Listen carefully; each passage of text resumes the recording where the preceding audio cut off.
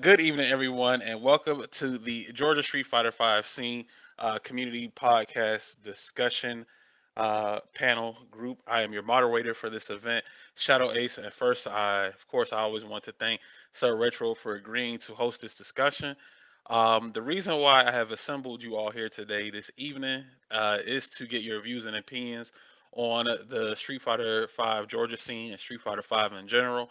The game has been out for about 6 years now, and that's quite a long time before the next installment drops for Street Fighter Six. So each of you may hold your own different views towards the game and the community in general, and this is just an opportunity to express yourself in a constructive manner. Um, let's start off first by introducing the panel for this evening. First, I'll go first. My name is Shadow Ace. I am an Ed Fault player here, also a commentator. Once upon a time, was once a TO for Final Round back in the heyday. Good times, and I know it is indeed Super Bowl Sunday. So I definitely want to thank you guys for taking your time out to do this podcast with us here. Um, and first off, first guest for this evening is going to be none other than Big Bates. Big Bates, how you doing today, sir?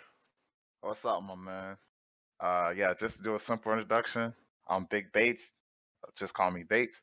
Um, I've been in the FGC. I started competing in 2012. My first competing game was Street Fighter 4, but I'm a fighting game enthusiast through and through, so I like all fighting games. There's probably like no fighting game I haven't played or looked at and been interested in. Um, uh, Founding member of DATAFGC.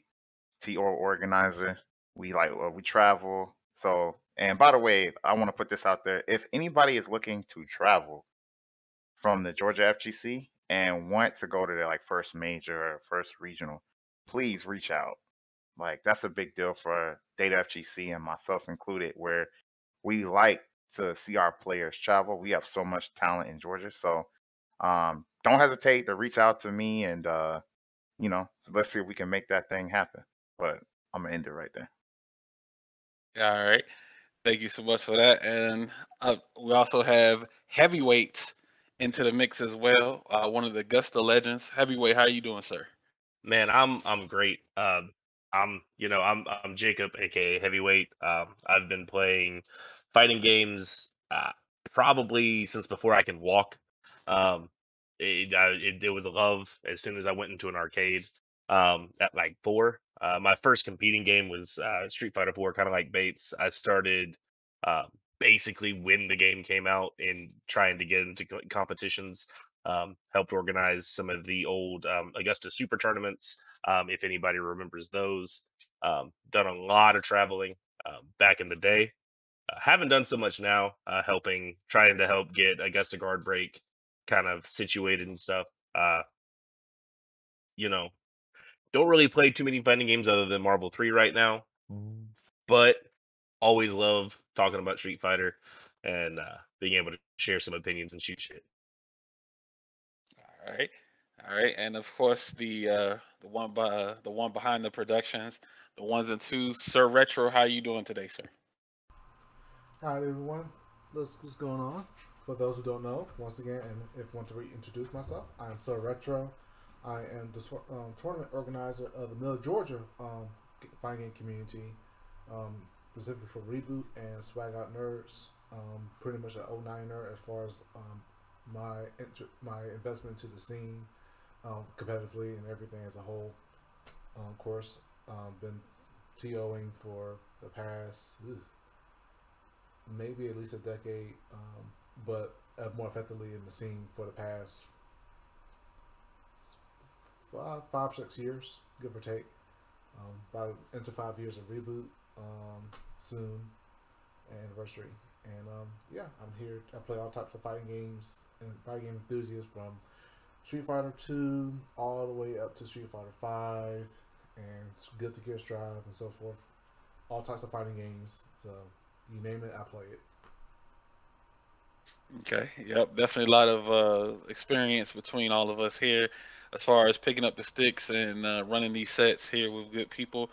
Um, And then, once again, I want to thank everybody. Thank you guys for joining us today on this episode 3, man. This is just a platform for our players to get their voices heard out there. I know that times are different now with the whole COVID pandemic situation. I know interests may have shifted as far as even still playing fighting games to this day here. And, some of our players may have stopped playing, or some of our players just may have taken a break from playing, which is understandable.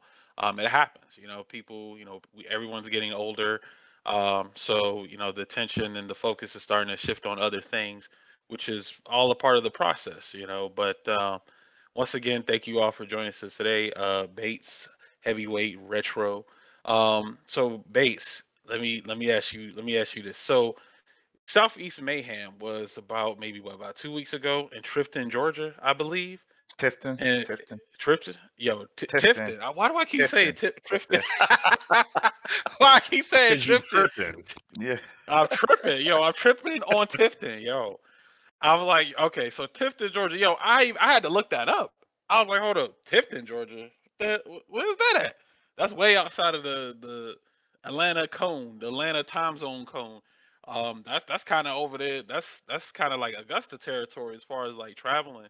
Yeah, yeah, It's it's Tipton about over that near way. is it near Athens? It's it's further south if I remember correctly. That's what I Oh, thought. okay. Yeah, yeah, it's further south. Like you're gonna drive Okay, so you're past going deep. Macon. Yeah. It's deep. Dang, it's It's deep. past Macon. I believe so. Yeah. Hold on, Okay, all right, that's a let me good. be exact. I don't want to get you wrong. I'll tell you where it's at. That, But yeah, it No, was it's far south. It's like basically heading towards Florida. That's how yeah. south it is. oh, okay. So like you're basically kind of going towards like the edge of Florida a little bit. Yeah. Yeah, Um, bro. okay, I got you. Okay. And then that was like I want to say that event was pretty successful, man. You guys had like there was like over 180 or about 180 entrants across No, all the games that were there. yeah, it was 180 registered on the website, and then on the day of registration, we had like over 300 people. Yo, So That is wild. it was pretty cool, and it was their first event, right? So it was like they really defaulted to us for a lot of stuff. They were very cooperative, and they planned a lot of stuff out. They had a lot of preparations. Their staff was cool. Everybody was cool. Shout outs to Craig and his wife and Jonathan down there on that team, and TJ and Tony. Those guys had their TJ, Tony, if I remember correctly, one of the guys I was helping with the event, they had their own like arcade in Tifton, Georgia. And then, the COVID hit, and they had to like just hold off on a lot of stuff. So they came back strong and wanted to help with the tournament. So it was really cool working with those guys and getting to know the Tifton scene, man. They got a whole scene down there. Really cool what? people. Yeah, and It, then the event is on a UGA campus. So that was really cool too. that's good to hear. Wow. It's always wild how big Georgia is. You think of, at least for me in Augusta, we think of, like there's Atlanta, there's Macon, there used to be Savannah. I don't know what they have anymore. But it was pretty much go to Atlanta or come to Augusta. That's what it felt like in a lot of cases. Yeah. Yeah, you're right. A Yeah. lot of people, when they hear about Georgia, they just think of Atlanta, but there's a lot of surrounding areas Hmm. that's like they have their own scene. They do. That's news to me, man. This is the first time I'm hearing about Tifton, Georgia. Now I've been in Georgia for a long time, at least 15 or more years, and this the first time I'm hearing about Tifton, Georgia actually having you mean like an active competitive scene down there, or just a gaming scene? Yeah, they have a gaming scene, a competitive scene. Yeah, even for like they had. Oh yeah, and I forgot to mention they have a Mm. lot of big esports events down there too. So they had like they had Apex. They had what else they have? Oh yeah, they had drone racing. They has a lot of stuff, but they apparently they having a big esports scene, so that's cool. That's All good the to hear. esports games. Is it close? You said it's closer to Florida. That kind of makes sense. Yeah, it's like between.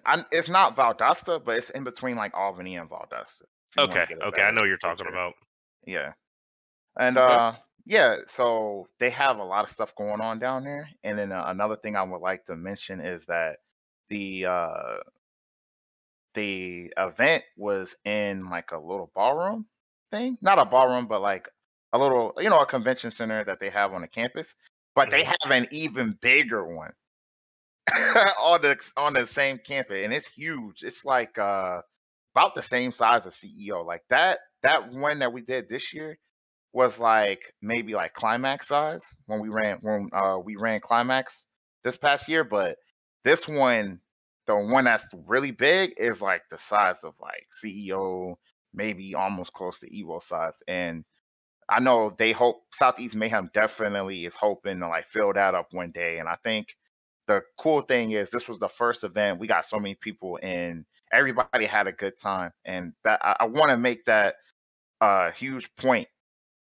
It's the when you TO, man, and I'm talking to TOs in here, y'all know our main thing is we just want everybody to have a good time. And I feel like people don't really, especially all of us being TOs, they don't really get to see our side. So when we do events, I don't think people truly understand how passionate we are about making sure the event is fun and how much it means to us. So when we got done with that event, by the way, I worked really hard at that event, and everybody's working hard. And we brought Marco's arcade cabs for the event. It was like a bunch of machines. I know y'all saw some of the pictures and stuff. We had to carry those, and it started raining on us, and we had to like park the vehicle right in front of the door. We had to park on the sidewalk and stuff. We basically, you know how it is. You gotta make some stuff up and figure it out, right?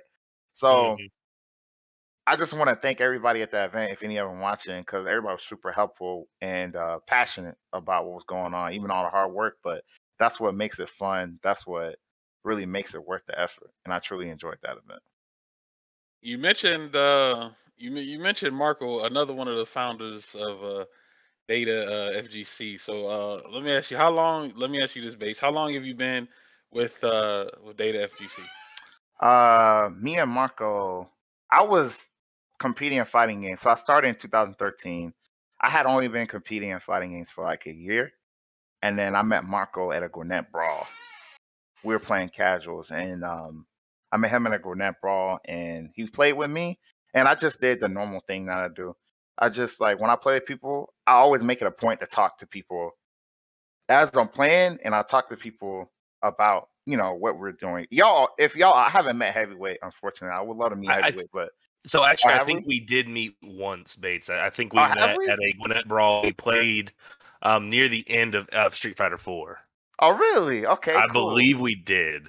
So let me ask you, if we played, how did it go down when you met me? So I believe you were playing Boxer, correct? Yes. In Street Fighter 4, yeah. It went pretty well for you. I have a strong hatred for Boxer in all its forms. I blame oh God, what's his name? JTO? JTO, yeah. I blame JTO wholeheartedly. All those Atlanta revivals that I watched him just sit there dominate and do nothing in and win. I say that with all of the respect because that's the Atlanta style, right? You sit there and let them make a mistake like an idiot, right?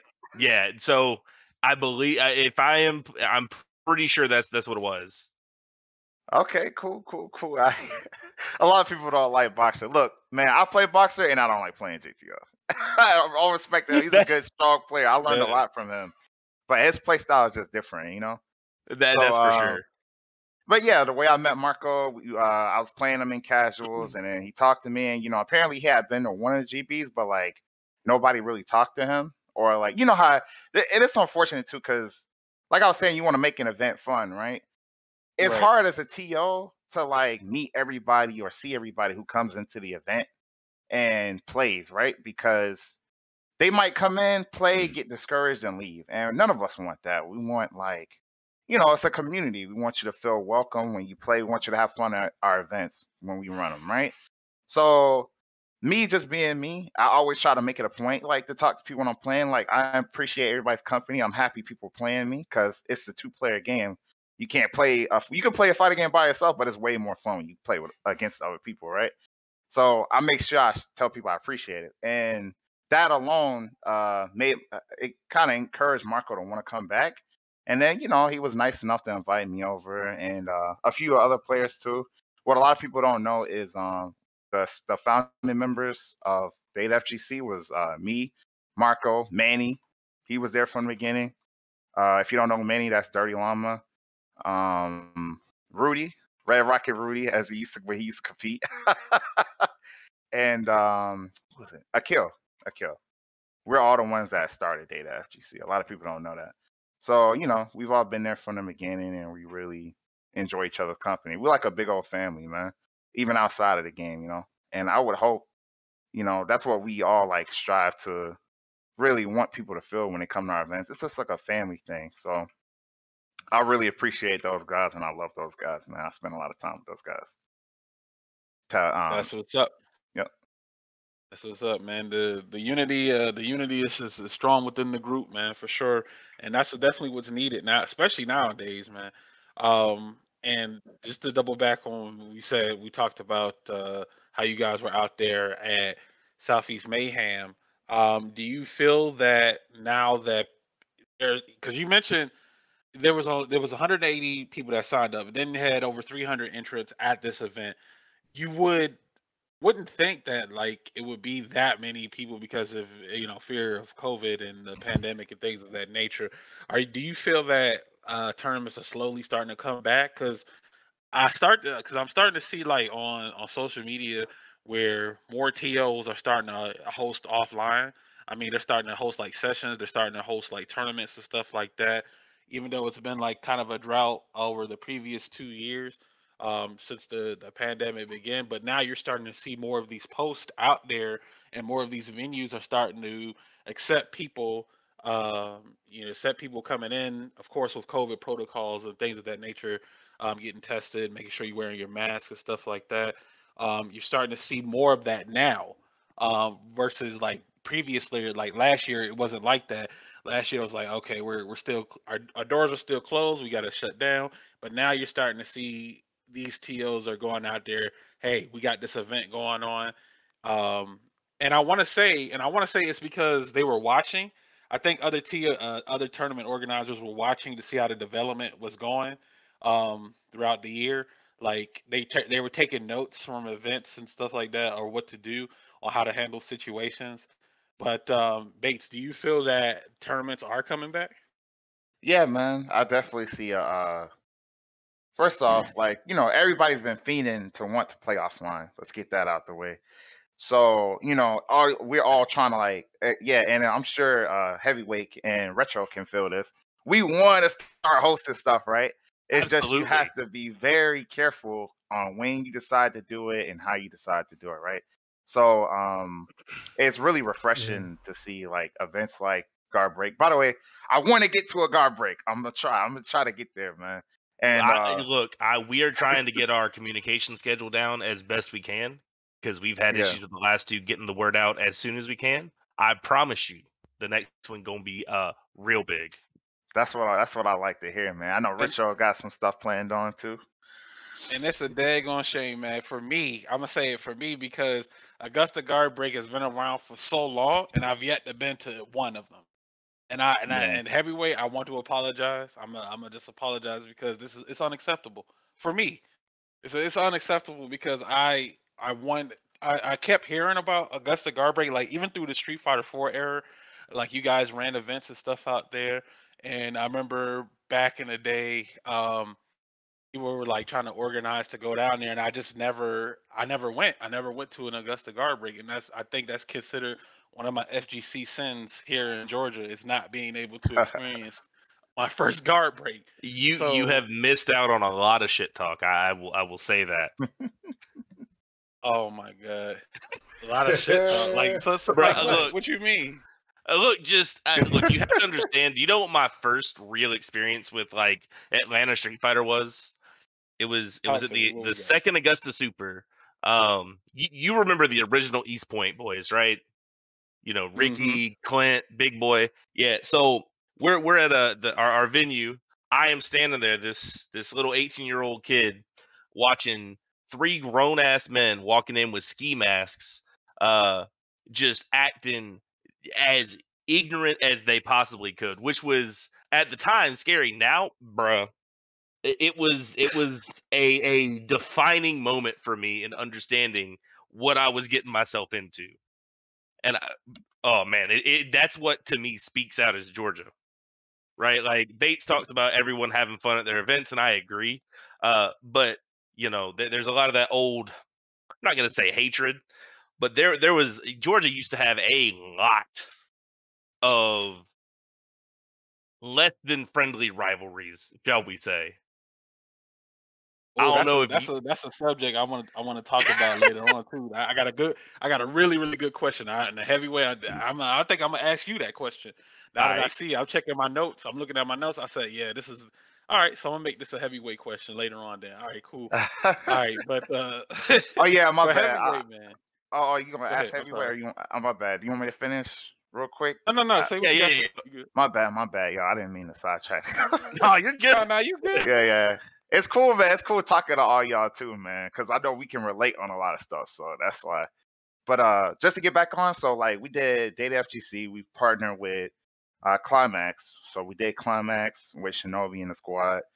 Then we did CEO after that, which was really fun. CEO, great event. Marco and Data, we were streaming the not main stage, the side stage, and then we were at Southeast Mayhem that y'all saw, and I was at Frosty's, right? So let me tell you, I've enjoyed these past 3 months. Really fun. Everybody following the rules, vaccination, and of course you're gonna hear like somebody caught COVID after the event. That's very common. You know, I don't like when people sit there and try to act like, oh, maybe 1 or 2 people caught COVID after the event, and they act like, oh, well, they did follow regulations. No, bro, it's not so cut and dry as people want to make it. So shout outs to all those guys who ran those events, especially Alvin Shadow and all of them out at Frosty.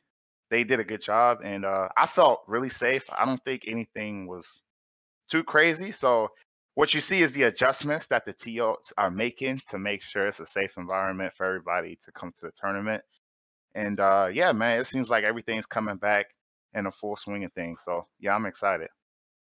All right, there it is. Now you starting to see, yeah, more events posting up, starting to like hosting these offline sessions and things like that. The return of the FGC, we've been in a little good drought for a good 2 years. I think a lot of people were just on that standby status, like, let me wait and see, let me wait and see, let me see what's going on. And I guess I mean, I don't want to say the coast is clear, but it's getting clearer, if that makes sense. Like I feel that now that people be like, dang, I really want to go to this event, and I want to go to this event. I wasn't sure last year, but I think I'm sure this year. I think I'm ready to travel, and people still have that. They're still reserving judgments. They're still waiting to see, and they're still just, some people just might not be comfortable with it still. But you're starting to see more players starting to branch out into it now, especially since online definitely isn't. It's not it, yo. Online is not it. I'm gonna put it out there. It's necessary, but it's not. It's how can I describe it? It's a love-hate relationship. It's a love-hate relationship with online. Online is good and it can be bad at the same time. So it's kind of like half and half. But yeah, you start to see these tournaments coming back, and that's a good thing, man. But for heavyweight, I got a question for you. Hmm. Shout outs to Wild Style Method, man. I Yeah. think it's are you know shout outs to those guys out there. Kyoki, God, there was a Ryu player that I used to always run into in my lobbies. Yeah, that Um, is Andrew. God, I've forgotten his actual I forgot online his tag. tag. DJ Um, Kinetics. yeah, Kinetics. Yes. Kinetics, Uh, yeah, Kinetics, yeah. yeah. Look, Kinetics. Shout outs to him. He's done a lot to help try to get the Augusta scene to like come out of their shell and come back out and actually start playing stuff again. Because we were going through a drought ourselves for quite a while there. He's helped kind of reorganize us, get us back in into the scene again. But yeah, so you said, so what kind of question you got for me though, ShadowAce? Yeah, so in regards to that Wild Style method, that's the group that's based out in Augusta, right? Correct. That's the So Augusta group. Okay. correct. Cool. All right. And you're one of the founders of the Augusta Guard Break? Yes. So Okay. it was originally an idea by Andrew to kind of bring us together and get something running. He had found a really good location. Is a nice bar we have over near the fort in Augusta that has a lot of room, a lot of space, and a lot of options for showing up, having a pseudo main stage. Definitely not a major, but one of those smaller events, kind of like what we used to do with like Battle and Brew, just with more space. Really good food too. Okay. And then tell me about the Augusta scene down there, because again, like I said, I've never been to an Augusta Guard Break, and I know it's been a while. Probably has it been a while? Like, I mean, has it been around since before Street Fighter 4 came out, or I mean, like, how long has this been? The scene's been around. So if you look at most of the players in Augusta, who at least that I am aware of personally, we're older, right? The median age for our players is probably 30 years old. That being said, the Augusta scene has been playing for quite a while, right? Like we have Koos, Marcus, if y'all remember him. He's not really playing anymore. He's retired, but he's been around since Street Fighter 2 days, competing and stuff. Drew's been around since early Wait. Street Fighter 4 and Third Strike. I'm sorry, I don't mean to cut you off. You're Wait, good. you said he's been competing since when? Since Street Koos, Fighter 2? pretty sure. What? If not, look, he's been competing for quite a while. Yo. But yeah. So we have Kyo is the same way, right? And we have some older heads that even like I saw maybe once or twice when I joined the scene that I don't see anymore. And I from these tournaments, we've seen a lot of younger players, a lot of young Tekken players, a lot of players coming in for like Dragon Ball and Guilty Gear. Obviously, we still have like the core group, Andrew, myself, Keo, Drew. But there's a lot of players in the area that are doing a lot of good things and really trying to help grow the scene. That's what's up, man. That's a long history, man, to be competing for that long. Yo, wow.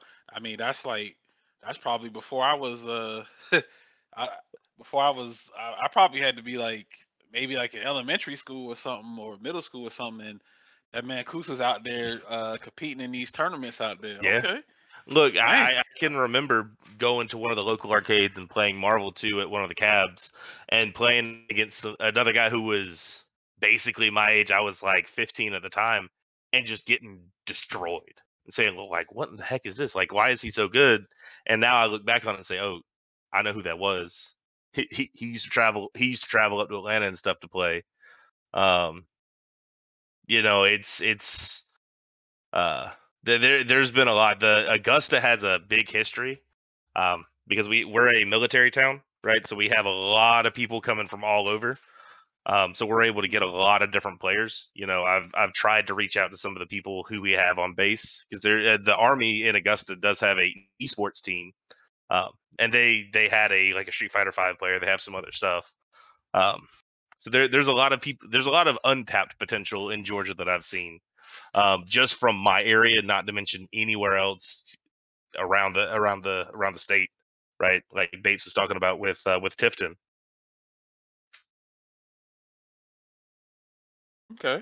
Wow, man, that's Augusta has such a rich history, man. That's incredible, man. That's awesome, man. Yeah, I didn't even know all that stuff about Augusta. That's kind of cool. I didn't even know. Like, I played Drew stuff and Laswaga and Cardell and all of them, but I didn't even know all that was going on. And I saw those players I heard of too. Man, I remember Laswaga and Cardell, man. Bro, yeah. Laswaga is he's something else. Cardell too. Yeah, man, and they're solid. Man, I learned a lot, man. Those kind of players, was like, I guess call them veteran, old school, whatever you want to call them, but Look, we need those players. I'm pretty sure Laswaga joined the scene around the same time I did. He may be a little older than I am. Okay. Because I remember meeting him at one of the Atlanta Revival tournaments. Him and Kevin. Oh God, what? I don't even know if he still lives in Georgia, but he used to play Hakan back in Street Fighter 4. Liquid Ted, or no, not Liquid Ted. No, not Liquid Ted. What was his name? I remember what was his like tag? I know what his physical name, or what his government name is. I just can't remember his tag. And I remember that the Hakan player you talking about too. I remember him. But I forgot the tag though. Yeah, he had all the tech. Mm-hmm. That's crazy. It'd be like unsung heroes like that people don't know about, like doing damage, but Ramen Addict, yo. You know oh yeah, Ramen Addict. He handed me my first tournament loss. My first tournament loss. Ramen Addict was really good. Yep. Ridiculous. I remember almost beating him in tournament with T-Hawk. That. Oh yeah. Yeah, it was at the first CEO. Dang, nice. It was last round, last game, and I scared the shit out of him. Ramen Addict's so funny too, man. Really short guy, but he's so nice.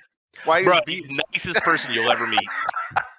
He was beating my ass. He's like, yeah, man, you're doing great here. And I was like, why are you so good? I want to be mad, but I can't because it's such a nice guy. Bro, look, then you have the polar opposite, Pasta out of Augusta, or used to be in Augusta. You know who I'm talking about, Fang player in Street Fighter 5. Yeah, FGC bro, Jesus. But Jesus. Yep. Bro, that man, I remember the first time I met him at one of our like local Rambat tournaments.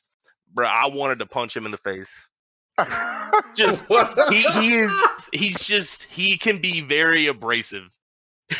I love him though. He is a great guy. Yeah, he's definitely a character, man. He always gonna be himself. Yeah, you damn Skippy. No shame in that. Mm-hmm. I respect people like that. And he play Fong, so you know he a wild child. For sure, man. For sure. A lot of that's what's up, man. We had so many players back then, back in the days. Nowadays, they're may have settled down or just putting the sticks to the side, or may have been there during like the first season of Street Fighter 5, like season 1 and then season 2. They tried it out and it was like maybe nah, and then they put it down, or they just was like, I'm good on that, or just I guess the next generation was coming in at the time, because we definitely got a lot of newer players, that came through in the scene on Street Fighter 5 though. So that's what's up, man. That's just like a passing of the torch type of thing, man. You're gonna get that next generation, that next group of new fresh players to come in to try to, come in through the scene and make their impact. So, you always want to leave that lasting impression, because when they gotta pick up the torch, the pass the torch moment, it's gonna happen for all of us, yo. One day it's gonna be like, bro, GG's, here's the torch. I'm gonna let you run with it, and we'll see what happens. But let me get down to the panel questions here that I got for you guys. So I'm gonna start off with Bates here. So Bates, what was the first tournament you attended in Georgia, and what game did you play? My first tournament that I attended was Battle and Brew in Gwinnett. That was my very first one. And funny thing about that, man, that tournament was so funny. So I went there and I had a 360 Hori arcade stick. And I was shocked because they ran everything on PS3. So I'm like, bro, I can't believe y'all running this on PS3. So I had to go up there and ask for a controller. So I asked for a controller, and I'm already thinking like, oh man, I've been learning this arcade stick. Now I gotta play Street Fighter 4. Oh, by the way, the games I played was Street Fighter 4 and Mortal Kombat 9. Those are 2 games. Oh, fun fact, my very first top 8 in any tournament was in Mortal Kombat. But going on. I had to play none other than your boy Beast. Was my very first tournament match. Legend himself, yo. Excited Beast. I have so many stories about that man. Beast was my very first tournament match, and it's so funny. I look back on it, it's crazy. Because behind him was like Joel and Pierre. I think Pierre was there. AKA Shin Phoenix. and we were sitting there, and I was playing them on this PS3 pad. I'm mad nervous because it's my first tournament, and a kill was right next to me when I was playing. And luckily, I win, right? And I was like, oh man, I can't believe I won with this this PS4 pad or whatever, a PS3 pad. But yeah, I win, and then you know how Beast is. Like, oh man, I can't believe he's gonna wake up headbutt, man. That's how you go. Yeah. He'll deny it, but I got proof because the kill was there. So, yeah, that was my first tournament match. And I was super nervous, but I just remember when I went, Joel actually came up to me. He was talking to me. He's like, hey, man, you're pretty solid, and he was giving me some pointers and stuff. And that tournament was, Funky, I think Paul was there. I think Funky Pete was streaming it. But I was Funky Pete streamed all those. Yeah. I was actually hanging out with Funky Pete yesterday. But okay. Yeah, Paul's cool people, man. Cool people to hang out with. I remember Paul getting so mad at people touching his stream setup. That was one of my favorite parts of going to battle. Don't touch that shit, motherfucker. Yeah. What are you doing, bro? Like, yo, don't touch his stuff, man. That's the quickest way to get dismissed in life. Yes. Yeah, it is. He would like destroy you, bro. He would like destroy people in chat about like touching his stuff, and he would. I'd just be sitting there and laughing the whole time. Like, never touch his stuff, man. Oh, bro. But yeah, go ahead, finish Bates. Oh yeah, and yep. And then after I played Beast, I had to play Ramen Addict. Like I was talking earlier, and he was so nice about it. I'm like, okay, because when I saw him, I was like, really short Asian guy. Okay, I'm like, cool. You know, I'm like, as far as from being intimidated as possible, I'm thinking I got this, right? I'm confident. I got my first tournament win. I'm good. Man, that was the quickest loss I think I'd ever. And then he was just like so nice about it. He's like, I saw what you was trying to do. Maybe you could do a little bit better. And then I played JTO and I know the matchups. And I was like, oh, dang. So anyway, I was devastated. He hit you with I got experience. Yeah, basically. Yeah. And then like I was sad because I lost my first tournament. You know that loss hits you hard. So I go outside and I just hang out. And I'm new to tournaments, right? So I didn't know that they was like gonna if I get DQ'd if I don't show up, right? Like because I wasn't far out. Like I wasn't paying attention to them calling. So I made the new mistake that we all TOs hate. You know, don't walk away from your area when we're running a bracket, right? Well, I did that. So I got DQ'd out the tournament and I was really sad, but I was still in Mortal Kombat. And I actually made top 8 in Mortal Kombat. I think I had to like beat Beanie Weenies, and that was like really exciting for me, and it kind of like really drove me to keep trying to get better. And I started the next one I came back to, I really started trying to get casuals in with everybody, and then the rest is history from there, man. Yeah, that's what's up, man. Shouts to Battle and Brew, one of the definitely legendary spots back in the day. Bro, I missed that. Same question. Yeah, same question to you, Heavyweight. What was the first tournament you attended in Georgia, and what game did you play? All right, so the first tournament I attended was the very first Augusta Super Tournament. That was put on by Drew. It was Drew, Keo, and some of the older Augusta heads that aren't really in the scene too much anymore. And I entered Street Fighter 4 and Marvel 2. So this was like early 2000. It was middle of 2009, I believe. And the very first game in tournament I ever played was actually it wasn't technically tournament, but it was at the tournament. Somebody asked if we wanted a money match in Marvel 2. Now I played a bunch of it in the arcades. I thought I was pretty decent, so I said, yeah, you know what, I'll do it. And I was playing against a guy that I'd never met, a guy named Nam, he's not in Georgia anymore, but he's one of the old heads in Augusta, like old heads. This man picked, it was Zangief, Sentinel, Cyclops. It was a first to 5. I played 3 games and quit. It was that bad. The man's had me locked down. Fast fly combos, everything. Went into the tournament. playing Goken back in vanilla Street Fighter 4, and just got absolutely demolished. It was not a good first showing, but I kept going. I played, kept playing, and just decided to go from there. It was definitely a fun tournament. Got in with the other Augusta guys and started kind of traveling around, and the rest is history. That's what's up, man. You took that first tournament and you was like, yo, I want more. You had that experience and you be like, bro, I know I could do better. Let me retool some things and let's run it back. And I mean, look, there's a reason I have that legend of having the caved in fight sticks. Yeah. the destruction of the fight sticks, bro. Hold The on. heavyweight. Look, you remember them old the old the Street Fighter 4, the Mad Cats TEs? Ooh, Yeah. Wow. Bruh. I had 2 different ones where the metal was completely bent into the shape of my fist.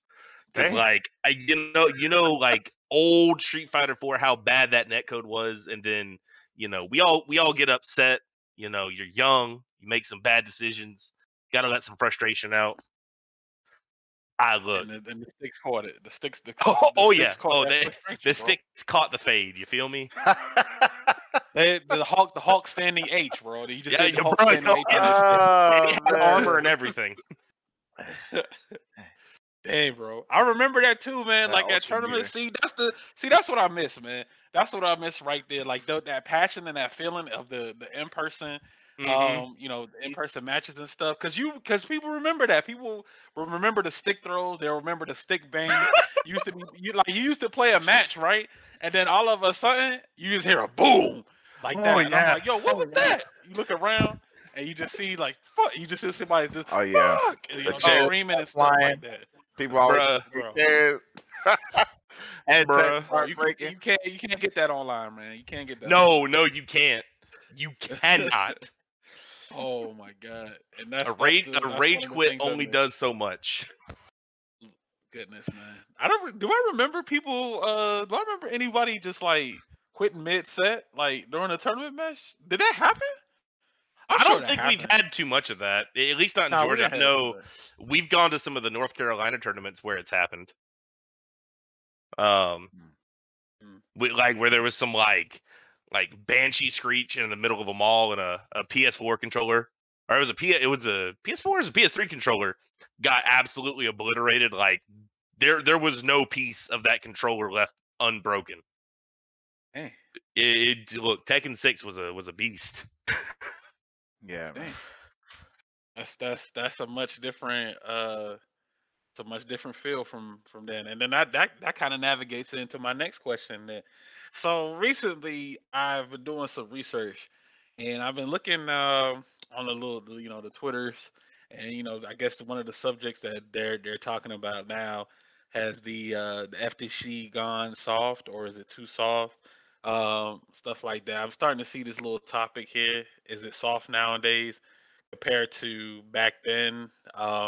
If you do something, I guess that lashes out, like using too much profanity or something, or talking a certain way, I guess people can label you as toxic nowadays on the interweb. So that brings me in. That segues into my next question. From heavyweight, because heavyweight, man, you've been around some things, man. You've seen some things. You have stories. You have experiences. Bro, you have been on the battlefield, bro. The scars. This man has been in the trenches. He's been through some wars. Look, so he knows what time it is. It's been a long time. From like the age of 18 to about 24. I spent basically every day either playing a fighting game or traveling to go to a fighting game or working to get money to play a fighting game, right? Like I did a lot of the traveling and the playing and all of that when I was younger. There was a lot of things that were said. There were a lot of things that were done that would probably not be okay right now, right? Do I think that's good or bad? I think it's probably a little on the good side, right? Because there were some very questionable choices that were made, right?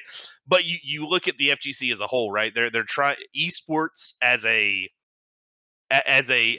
industry has taken off, right? The FGC, Georgia, all around is trying to be a part of that. That is going to require you to have some level of professionalism, right? The FGC and professionalism are not generally things that go together. In general, it's changed a lot since then, right? You can look at the streams like TNS, which is probably the closest thing to unprofessional that I've seen from a fighting game stream in a long time, while still being professional. I don't know. I think that there's a lot of that, like grassroots, like just good old fashioned, like, hey, I don't like you, and we're about to throw hands, and I'm gonna beat your ass, in game or out of game, right? Like that. A lot of that can spill over. That is missed from some of these tournaments, but I think it's also good, right? Because that gives more people a chance to come into it, right? Because like there's a lot of people who would go in, see that, and be like, nah, I don't want to come back to this. Why would I want to be here? It's too aggressive. Whereas some people are like, hey man, that was great. I got my ass beat, but like that just drives me to get better and better and better. Right? So like you said, Bates, you lost a ramen addict. You got your shit pushed in. But instead of being like, man, I don't want to deal with this. Man, I want to get better. I want to come back and beat him. Yeah, here we are 9 years later, and I'm still sitting here and like, man, he really beat my ass, man. What the hell? Look, I used to play like every single night with DB Joseph. I don't know if you got to play DB Joseph when you were around. I got the actually the funny thing, the first time I ever played DB Joseph was when they did the ultra. They had F1 around. They had the ultra beta test or whatever. Oh no, the ultra build, and then he was just trolling people there with Opera. Look, it didn't matter if he was playing serious; he was still going to troll you. Yeah, he was just who DB Joseph is. Yeah, so like he's trolling, and then I sit down and play. I don't know who he is, mind you, and I'm like, this guy really happy to play. He's like, I just want to test this. Can I test something? And then I was like, Omega troll, man. Bruh, we over here trying to play the beta, bro. I don't care what you got to test. So anyway, we're playing, and then I'm thinking, yo, this is a clown, man. I'm finna clap him, yo. And then we start playing. I'm like, yo, this guy kind of solid. Like, what the hell? He punishing me, hit me with all these crazy setups. I was like, look, okay. Man, and he's just sitting there like, oh, it still works. It still works. Oh, I can't believe. I'm like, oh my god. Please don't ever get knocked down by him. No. Like, and don't whip a button. God, man, I can remember. I still have nightmares of playing him, playing his Sakura. Oh my god. Yeah, man, he was a really strong player. Yeah, he was. We had a lot of strong players in Georgia for Street Fighter 4. We didn't travel as much. That's why I'm like real big on traveling. Mm-hmm. For me, I feel like we gotta make sure we travel more, man, because we got. It's the only way to get your name out. Yeah. And then let people know. Let people know you still got hands, because that era back then was extra savage. Man, Street Fighter 4 was a savage. That bro, was if you were that was a wild west. People will let you know, bro. They'll let you know. Yeah, they would. Bro, boy, yes, they would. Yeah, man. You know how much hell I caught for not knowing how to run stop fierce with Ferte? I ain't gonna lie. I was part of that too. Look, you was Bates. You was there too, and I accepted. Yeah. I was like, damn. If I don't learn this, I'ma just keep catching hell, and I just kept catching hell. Like every tournament, there would be big boy standing behind me talking mad trash, yo. Like, ShadowAce, you still don't know how to do the combo. And I'm like, bro, I'm in the middle of a match, bro. I'm in the middle of a tournament match. Big boy. He's just yelling at me, man. You better be able to just not listen to the crowd or let it fuel you. Because, look, Georgia going to talk some trash. Yo. It's good preparation, though, you know. It's like, you go to another major. You know, look, I'm not even good at Tekken. When I was playing at CEO and when I was playing at Frosty, I would show up. They were like, oh, yeah, you from Atlanta, ain't you? I'm like, okay. And I'm like, bro, I'm not even good. So, like, I win the first game, and he's like, they popping off on me, talking crap, and I'm just over. Everybody else I know is, like, working or doing something else at the event. And I'm like, they ain't got nobody to bet me up here. They over there popping off on me just because I'm from Atlanta. So like, you know, luckily I played under that kind of pressure, so it Yeah. doesn't get to me, right? It And I gotta molded you. take Atlanta because it molded me into being able like, okay, well, he got a whole crowd of people popping off, and look, I could miss one punish, and they like, oh, he don't know, he don't, and I'm just like, whatever, bro, you still gonna lose, right? Look, So I'm good. look, that I so to answer your question, Ace, to get to circle back to that, do I think it's a good thing? Yes. However, do I think that something like Bobby Creekwater would have happened in this day and age? No, which makes me very No. sad. No, But, you can't. I mean, you gotta watch. You gotta be careful, and you gotta do all this other stuff. Yep. And then when you act, I mean, when you act out, like even on commentary, like imagine if we had the tools today, and then we went back into the past. You know how quickly we Nah, get man, canceled? look. Ah, man. That- it would- There's some it would some not hidden work. YouTube videos that would get some people arrested right now that I can think of off the top of my head. And Oh, Ace, I'm sure yeah. you've seen them Well, too. damn. Yeah, it's I'm telling you, you We can't go super back. You savage. can't take No. you can't take the technology of today and go back in the past with it, because it's not gonna Nope. work. Nope, It's sure damn isn't. sure not gonna work. We will Like- quickly get canceled instantly. Do y'all remember Instantly. when Marn played Daigo and Marn won? Mhm. And it was the most biased shit you've ever. Okay, am I allowed to cut my bag? It was You so good? biased. You good? Bates, do Okay, you pay okay. bills? Yeah, I do Pay pay bills, bills. right? I'm a grown man. I Okay, work let it very rock. hard. Let's go. Yo, they talk so much shit on that stream about Daigo, and Marn was just Marn popping off, and it was just so obvious that everybody wanted Marn to win. And when Daigo lost, and this is how I know this shit ain't gonna fly no more. When Daigo lost, y'all remember Ski Sonic? I think his name was Ski Sonic. He was Mhm. like, Yeah. nah, and he's like, sayonara, bitch. I was like, no, nah, you can't do that shit. Look, Yo, all right, yeah. I'll be honest with you. Stuff like that, to me, that would fly right. Like, is You it? think so? I- Sayonara, bitch, to a Look, Japanese I player? will say that I think it should. Will it? I don't know.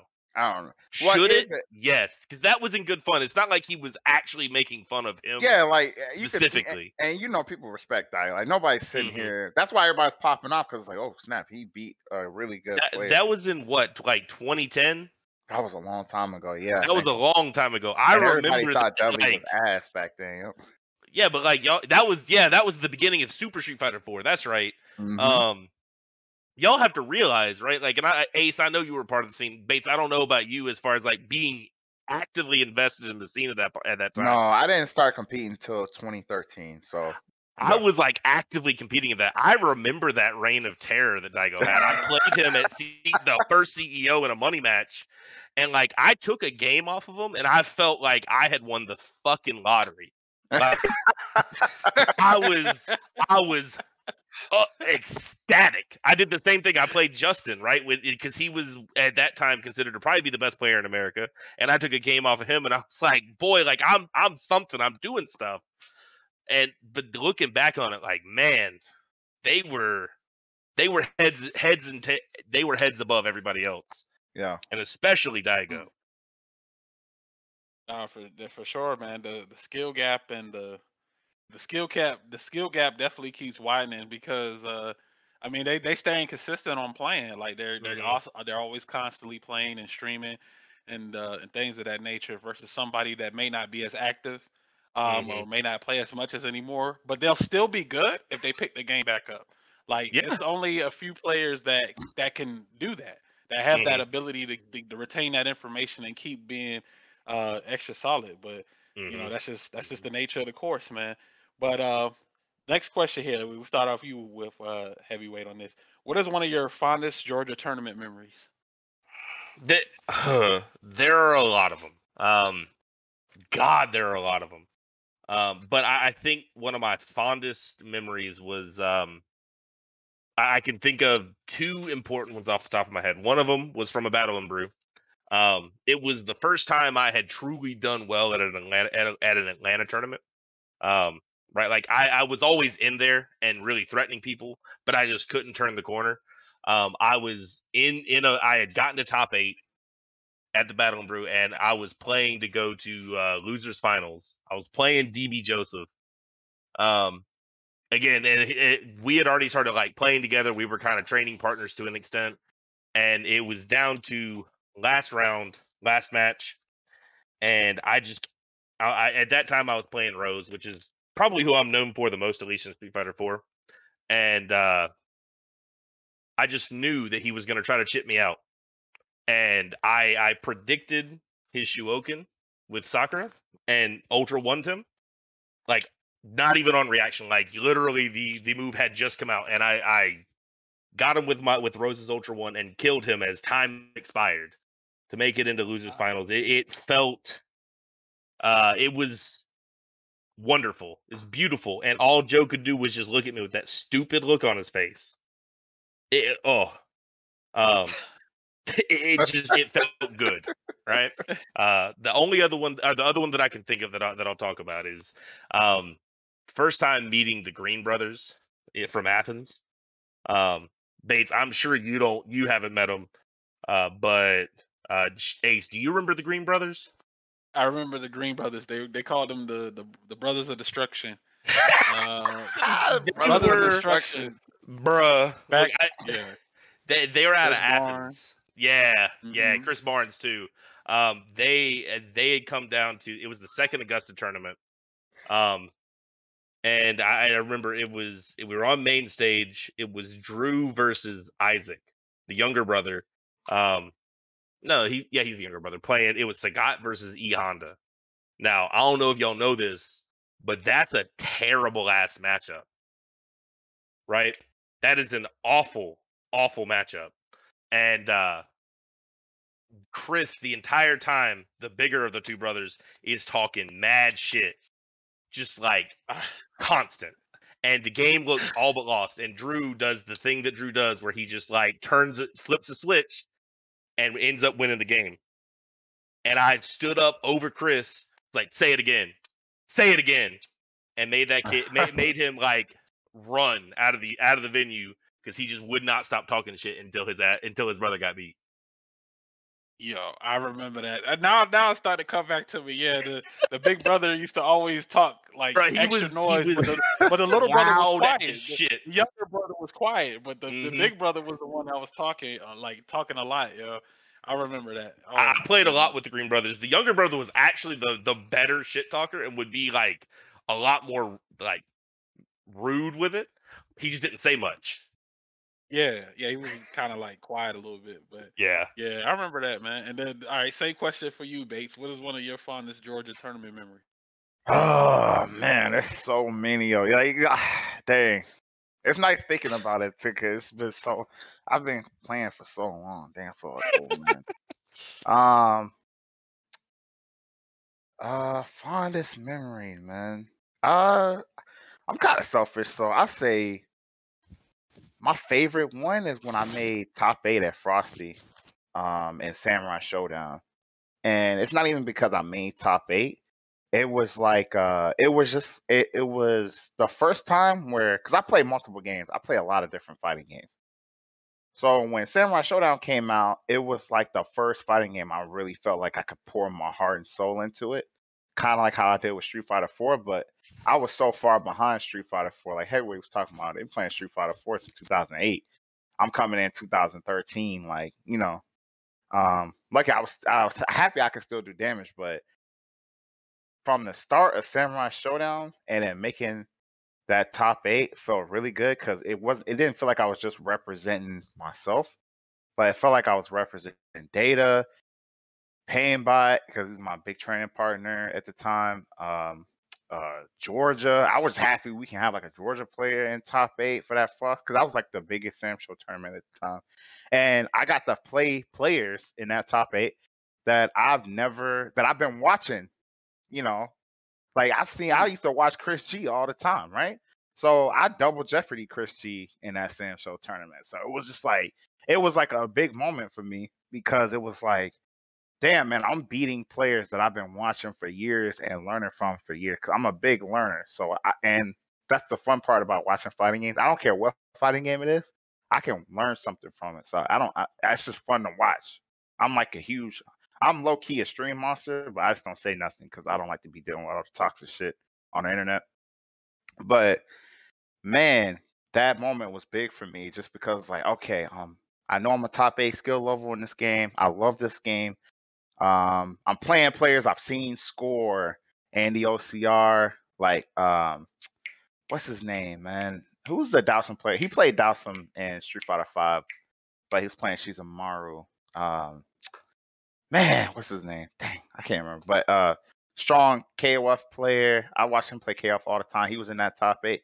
And just playing them and sitting there and talking to them while we were watching the top 8 was like special. And then I had my peoples there, Team Data was there, Kill was there. It was just like that was just really fun. So that'll always be special for me. It's like, dang, all my hard work, I finally get to enjoy it. And I get to enjoy it in a game I love. Too bad that game is dead now, but especially when 15 dropped, that game is done. But you know, I really enjoyed that. So that's like my special moment. And there's so many others. Like I can't tell you. There's so many. Even Ace. There's one that Ace was a part of. You don't even know about it. But yeah, there's so many moments, man. No, we didn't have a bunch of moments, Ace. So you good? Oh yeah, Making too. By the way, I just want to shout out the Making FGC and SirRetro because they really helped push Sam's show in Making. Like those guys, man. Meeting those guys was special for me too because it was like, man, it's just good to see another grassroots scene out here pushing their game. So yeah, it really is. I got to agree. You know, Augusta is really close to South Carolina, right? Like I can walk a mile and basically be in South Carolina from my house. So we've done a lot of like scene growth, not just with Georgia, but also into South Carolina, and seeing a lot of these like smaller places kind of grow up, right? Like Street Fighter 4 days, Augusta used to always have the saying where we were 2 hours away from everything. So we traveled a lot, right? Well, anytime we were going to a South Carolina tournament, we'd get in the car. All right, y'all ready for this business trip? Right? We were going. We knew we were going to win because we were better at the time, right? And looking at it now, right? Like Street Fighter 5, like Georgia as a whole probably has better players, but Augusta, right? We don't play Street Fighter 5 that much overall. We don't have people grinding on the game. So we go into South Carolina like we gonna beat like your average player, but they got some players. So it's nice to see those grassroots scenes kind of grow up and see players coming out of there and making waves. Yep. Again, just sitting back and just watching, the history unfold with these newer players that are coming in that Street Fighter 5 brought in, and you see back to when Street Fighter 4 days how different it is as far as like the up and coming growth. Now because back then in Street Fighter 4, I mean everything was was online. Well, excuse me, was offline. I don't even remember playing online Street Fighter 4 that much, to be honest. Oh, I played a shit ton.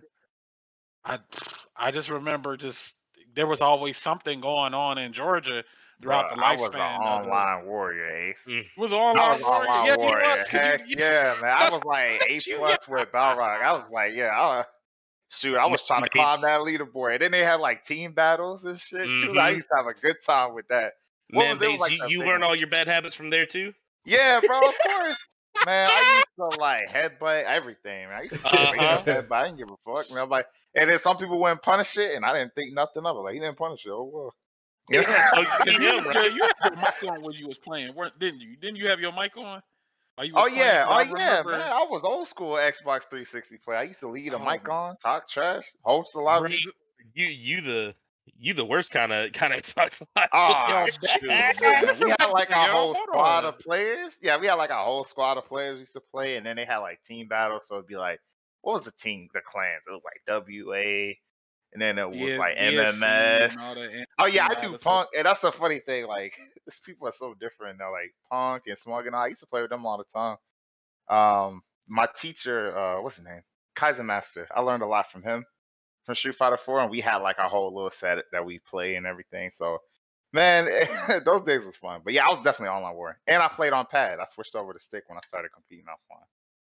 So, oh man, I I was that guy. Like, there used to always be something at the Georgia World Congress Center like monthly with the Atlanta Revivals, Impact Clash.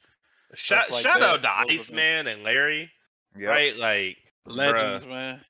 you legends. Yo, that was needed, man. The scene Mm-hmm. was popping.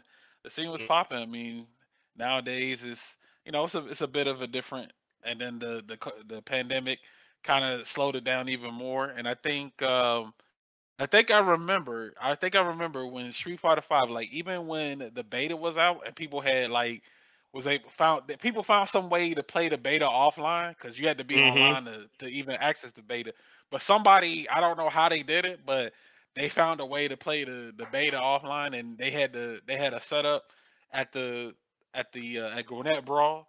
I remember And that. Yep, I and remember I that. kind of remember this specifically, and I remember this, and it was during the time Ultra came out. Um, Ultra was out and was doing going good, and I remember someone playing. I don't know if it was Cardell.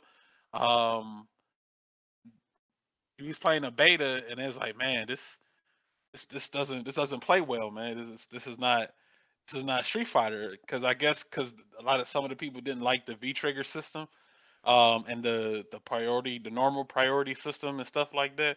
So they was like, nah, man, I don't like these comeback mechanics like this, and they just didn't follow through with the game. But I guess the ones who stuck around, they stuck around with it and they kept playing. And here we are, flash forward to season 5, and that makes me think, man. With Street Fighter 6 on the horizon, let me ask y'all this question. What do you think Street Fighter 6 will play like, or what is your ideal version of Street Fighter 6? And let me start out with you, Bates.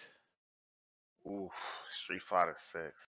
First, okay. Well, this is gonna be funny, right? Because, like you said, people complain about comeback mechanics, and people complain about like lack of personality or like play styles. That's really what people when people complain about like personality, can't show my person. What they're saying is they just can't. Their play style doesn't work in that game, right? So they feel restricted to play the character like you want to play. Like the classic is you look at one Cammy, you see him every Cammy, right? So I want to say, especially with the end of Street Fighter Five, because I'm not like a bit like Ace, like I played Street Fighter Five very heavy when it first came out, and then after a while, I started branching out to other games, taking those seriously because I wasn't like a big fan of it, even when my Right. character was busted, and I know he's busted now, but I still don't care to come back and play. But um, if you look at the character designs of the new characters in Street Fighter Five, they're really cool. Like Gil had me playing for a couple weeks. That character's cool. Or like the way Oral plays, or even like Nen and the Akira characters. It looks like they're really trying to experience. They took that whole there's no personality in these characters or whatever thing to heart, and they're trying to come out with new character designs. And then it's no longer Ono in there. So the way I see it, I think the next Street Fighter Six is gonna be extremely like I think it's gonna be fast paced, and I think it's gonna be big damage.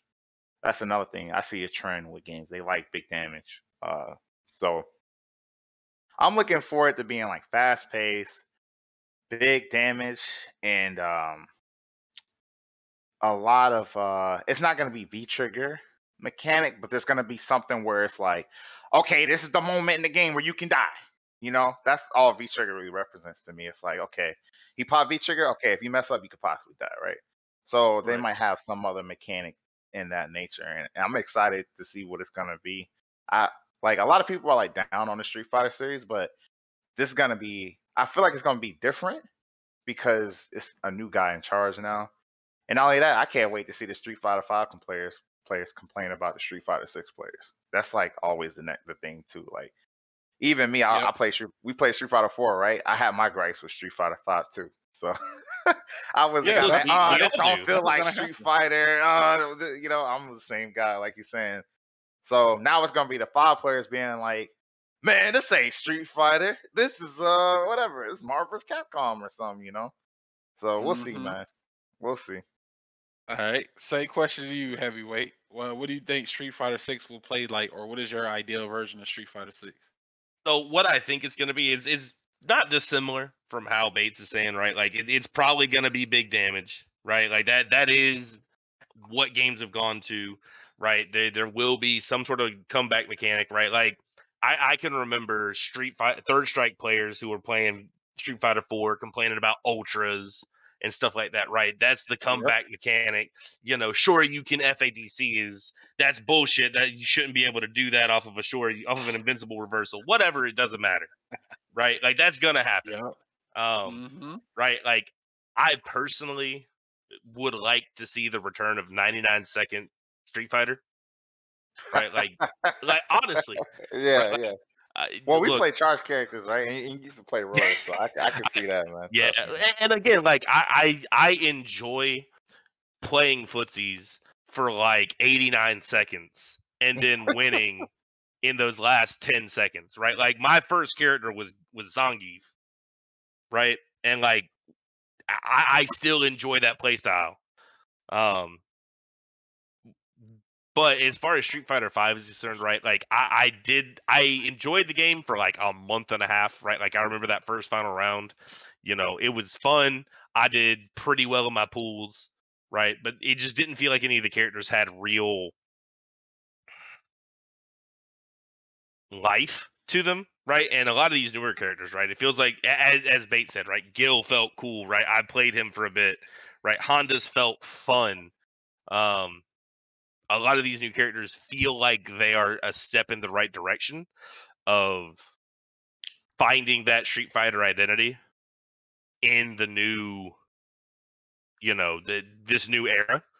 But I would like to see some type of skill-based defensive tools, right? Whether that's something similar to parries, whether that's like the uses of the different applications of focus attack, whatever it is. It doesn't have to be either of those things, but just something that can help mitigate offense if you're good enough. Other than just being able to either explode them first or, you know, straight up running away for 99 seconds. Because that's what it feels like you have to do against Laura. Yeah, and that's just this is like you said, it's just a generational thing where the players was like, yo, this ultra, you know, ultra is bullshit, stuff like that. The third strike players weren't feeling 4, and then now the 4 players aren't feeling 5, and then it's gonna happen again. Like the life, it's a circle of life, yo. It's a circle of life because I think those players are so content with the play style of the game, and when a company is willing to try something new to try to shift the meta or change the meta of the game, either they want to see how it works, see if the players will accept it, and if they don't like it, they'll call it trash, or they just won't accept how the new game will play. Like, because they won't consider it Street Fighter, they'll consider the classic. I mean, they don't consider the classic Street Fighter, quote unquote, like Street Fighter 4 players. Street Fighter, I hear a lot of Street Fighter 4 players saying that Street Fighter 5 is ass. And then for players who've transitioned to those games, even they may say, "Yo, Street Fighter 5 is ass," because it's a new engine that they're trying to work with on the game. But I think that what it is that they did listen to a lot of feedback from the development team of Street Fighter 5. Because if you remember from the launch of Street Fighter 5 was terrible. Yes, Street Fighter 5 on launch was bad. Oh my god, that was the alpha they gave us, man. That shit was crazy. Horrible. I think it only had like 2 modes or something. Right. Yeah, they didn't have no story mode. The online was whack, and then like how like you could pull up the stats and it tell you, oh, you've thrown this many times, or you beaten this character. That shit didn't even work. It would just say loading or something. I can't remember. So they didn't even finish the game.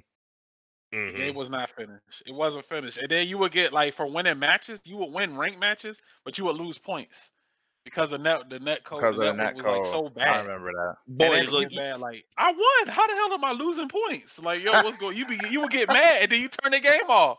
I'm like, bro, I just won this match. How did I lose points, yo? You know what makes me mad about the Street Fighter 5 launch, honestly, is that you look at all of the issues it had, and the game at this point, we can all say that Street Fighter 5 has been a success, right? Like, as a fighting game, it has been successful. It has brought people into the game. It has done a lot of good things for Street Fighter as a whole. But I want y'all to think about a little game called Street Fighter Cross Tekken. I remember that game. Y'all know why that game died? Why did that game die?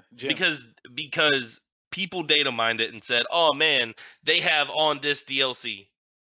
What does every game have now on this On this DLC? DLC. And No. that game was killed, especially after the update. That was a good game. I Right? mean, People, to be fair though, that game had a bad launch too when it It first had came bad out. launches. Because it was I messed up. disagree. I feel like I the mean, when you game went was- online though, there was no sound. Like the sound wasn't working, and then I like did. the lag. Oh no, the sound was skipped. Trust me, I played when Street Fighter Cross Tekken came out. That was gonna be the game, right? I was super Mhm. hype about it. And the online, when you go online, first of all, the lobby system was trash, The lobby system and was bad. I agree. and then the when you play, the sound would cut out. Like it would just not work. There would be no sound, and then not to mention the gem system killed it too, because it was like you had some gems that would like let you tech throws without teching throws. That's the thing though, right? Like you Pay to look win. at what Pay they to win did. DLC. You Yeah, look at what they did. Like you were able to homogenize the system. You were able to make sure that like when you went to a tournament, you were only going to have one of what 4 or 5 gym presets. yeah. You And could type pick in a between those. number, right? Or Well, like right, you something. could do that, but I'm saying like in tournament, you were only going to use the presets. Right, You were right. going to use either the physical one, the defense one, the bar, the meter gain, or like the mix or whatever they were. I don't remember the exact ones off the top of my head. Mhm. But like overall, I feel like that was Capcom trying to figure out what they could do with Street Fighter V. I just wish they would have. I don't know, man. I just want that game to come back. Maybe Look, I'm. Oh no! I love Street Fighter. Me and Ace used to play Street Fighter Cross Tekken a bunch, and I know Ace used to go hard on Street Fighter Cross Tekken. That boy was was Mhm, doing his thing on that game. mhm. If It I was always tell serious back people, then. man, yeah, and I always tell people like, because I was one of those people who was hating on Street Fighter 5, and I grinded that game and I hated it. But if Street Fighter 5 came out how it is now, like if it came out like that on launch, it would have been one of the best Street Fighters of all time. Like Street Free. Fighter 5 Mhm, now, after they figured out like how to deal with, and I haven't played Street Fighter 5 super heavy lately, but I was playing at Southeast Mayhem, and I was playing with 4H Tim, and he was teaching me some stuff, and the game is Tim's still good. It playing? Oh feels man, good. Say what? I didn't realize Tim was still playing. He's Oh out yeah. of Columbus, isn't he? Or is he in Alabama now? He is out of Alabama, but he's living in Tennessee right now. He's been Okay. on. Yeah, he travels a lot though. Mhm, But when he was showing me, it's like they did a lot with the game, from learning from their past mhm, mistakes and experimenting with the game, that the game feels great. Like if the game came out like mhm. how it is now, that would have been probably one of my favorite Street Fighters ever. You But remember because that I'm sorry, go ahead. Oh yeah, I was just gonna say real quick. I'll end it here, because the launch was trash and it felt like low effort. Like, bro, we didn't even get player 2 couldn't even rematch till like 2 years in. Like stupid shit like that is like what makes people never want to play it again. And Mhm, fighting games, we everything is on a short leash on fighting games as mhm. far as like keeping people's attention. So like with Cross Tekken, when that game came out with all those issues and the gems, and I don't mind the gem system. Like obviously offline, it don't matter. And they had like neon colors. I think that was the first game you could like change the character colors. Right, the customization. It was like Soul Calibur. Yeah. I thought that was really cool. They did a lot of cool stuff. And honestly, after the second patch, Street Fighter Cross Mhm. Tekken was a really solid game. Yes, it And was. I wish they had pushed the 2v2 aspect of it more. I think that was untapped potential in my eyes. But that launch, man, super important. Mhm. Launch Yes, it super is. At important. this point, yeah. You gotta have this is the flow chart at launch. Rollback netcode, put save your most wanted character for the first DLC so you can get everybody money. Rollback netcode, and just advertise the fuck out of it. And if you Mhm, do that, man, you'll be good. Like you'll get a bunch of people. But it took a lot of trial and error, and unfortunately, the oh yeah, and Street Fighter 5 came out with, it was 8 frames of delay. Yes. Like that, you A-Frame, can't do yep. that shit no A-Frame more. is It's low. got it You can't be cannot. 8 They frames. fixed it. They fixed it in Yeah. later patches, but it So was too late. Yeah. Yeah, yeah, no, it so was.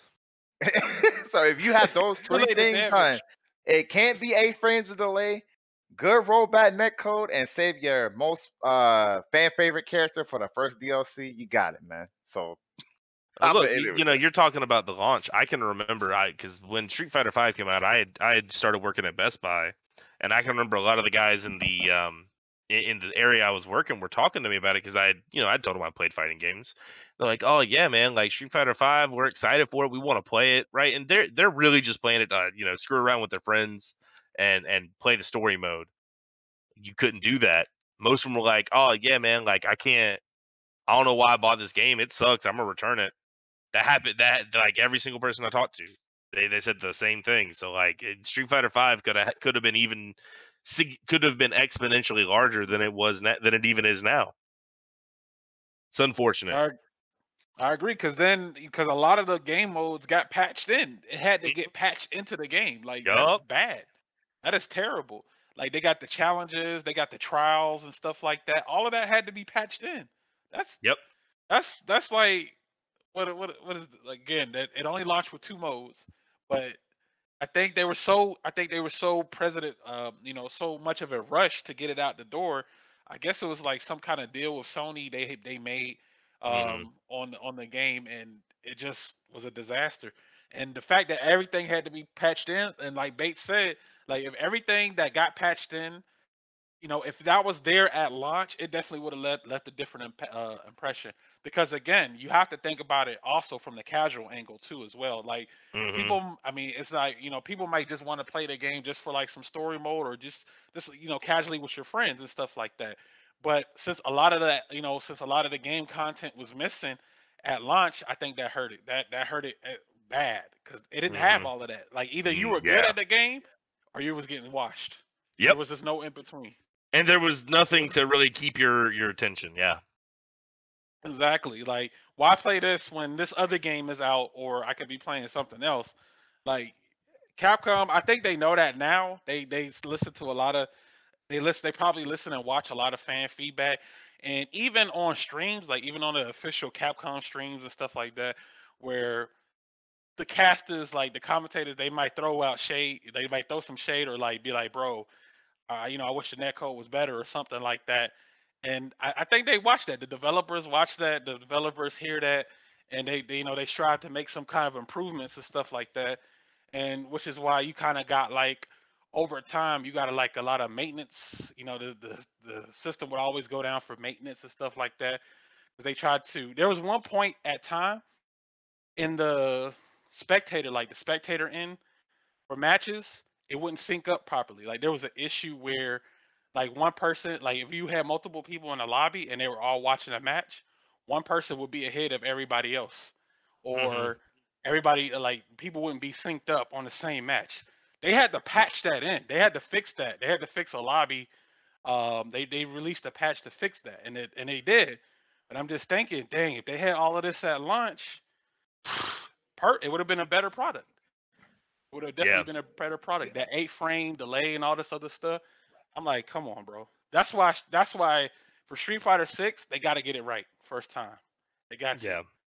They got to. I mean, they brought it. It brought in. Yes, it did bring in a lot of new players. It brought in a lot of new players, but it also lost a lot of. I want to say veterans that could Well, be teaching this next generation, or what you got? What you got, Heavyweight? all I was gonna say is that as much as like Street Fighter V did lose some veterans, right? Like I don't play like I used to. I'm still part of the scene, but I don't play like I used to.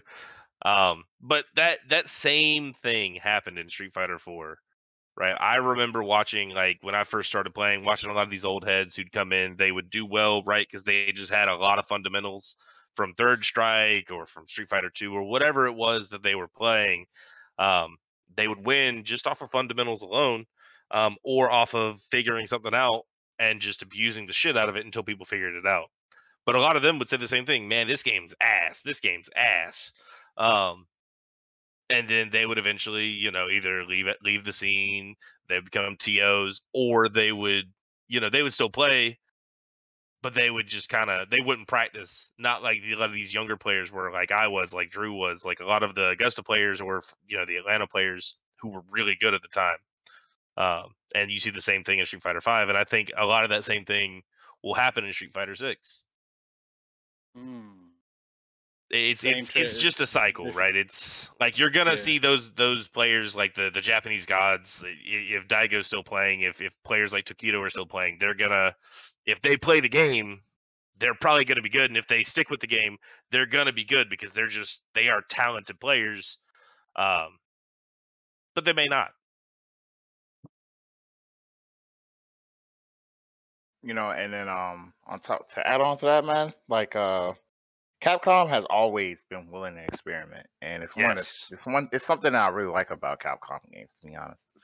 You're either gonna get a gem or you're gonna get like dumpster fire, right? So I hope they never change that though. I don't want them to be so scared that because they decided to put V trigger, or they try to do another mechanic that's as crazy as V trigger, right?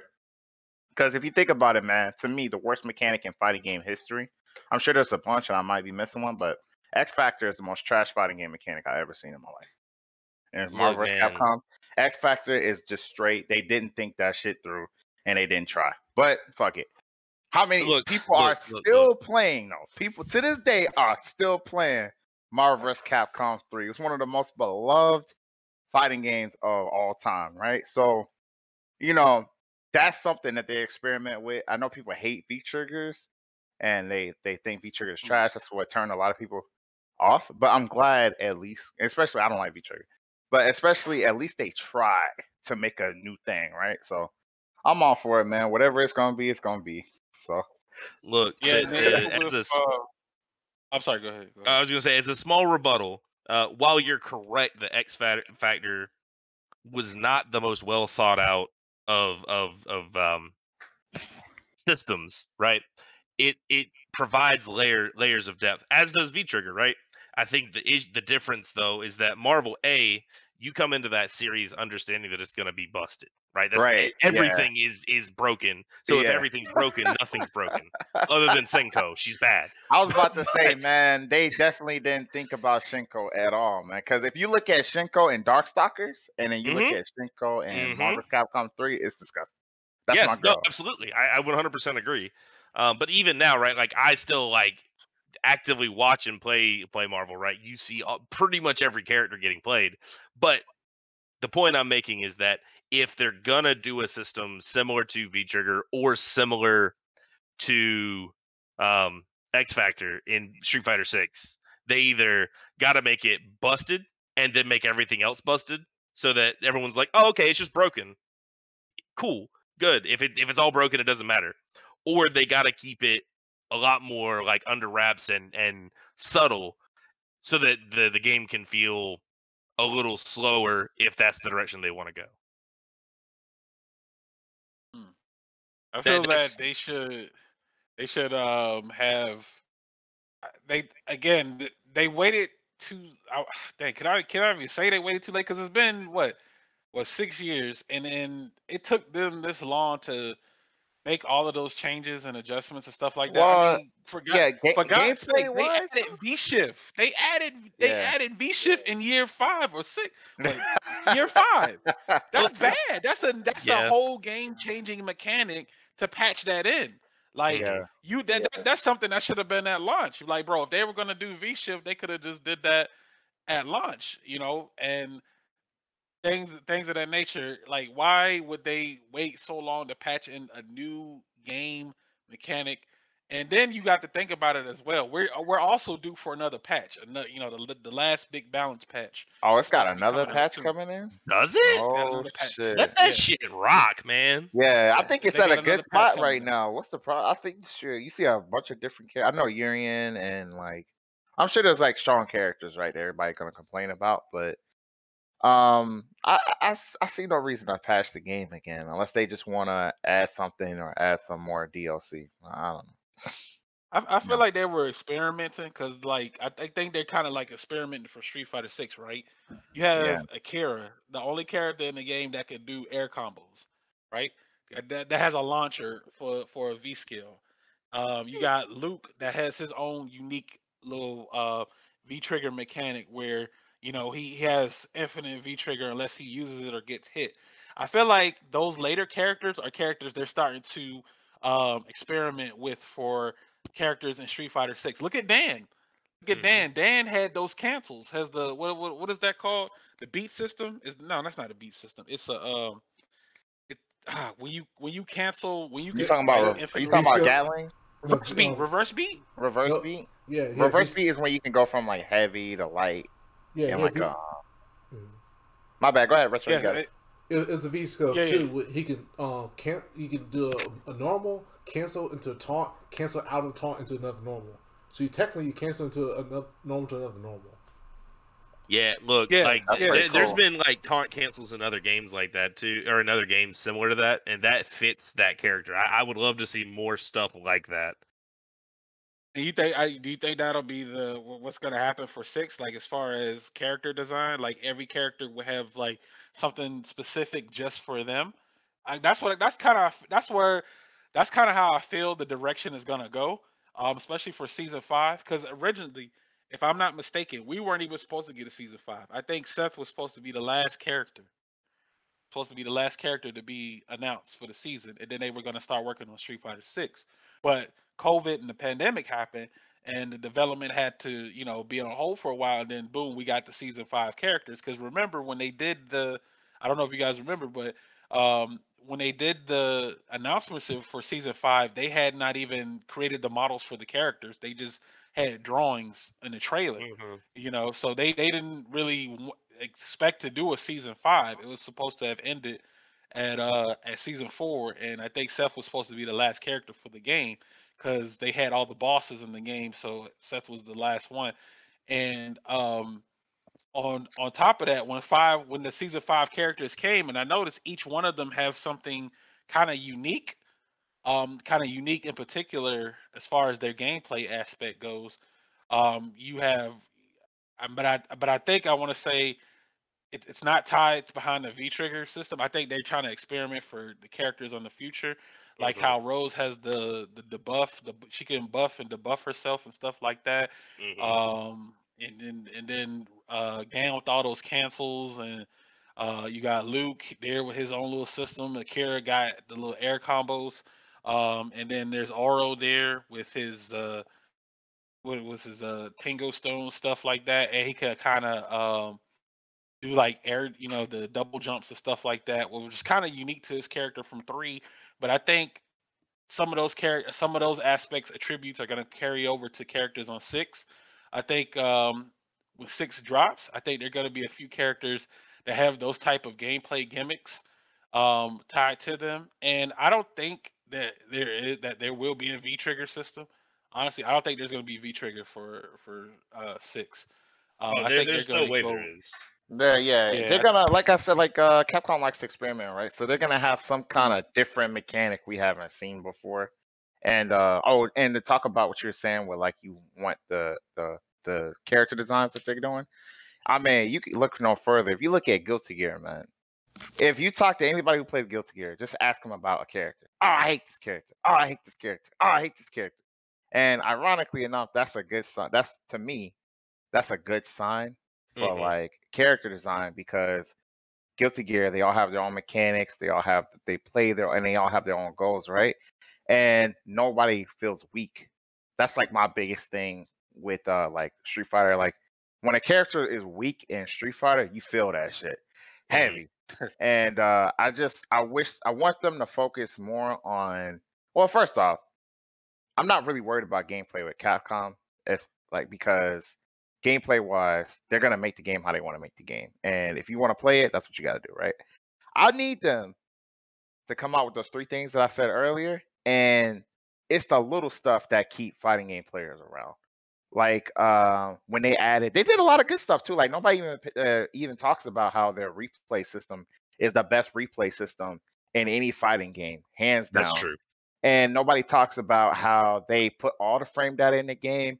They put the negative, the colors, the red and blue colors, and then the training mode. So when you know you're negative plus. And not only that, when you watch a replay, you can see if they're plus or minus in the middle of the match and stuff like that. Like nobody talks about those kind of things. That I don't see those kind of things in any other fighting game. So Capcom does good stuff. It's just they don't do the little shit. Like, bruh, you can't be having player 2 can't rematch. You can't have that. You can't have little It's stuff not like acceptable. that. You can't have.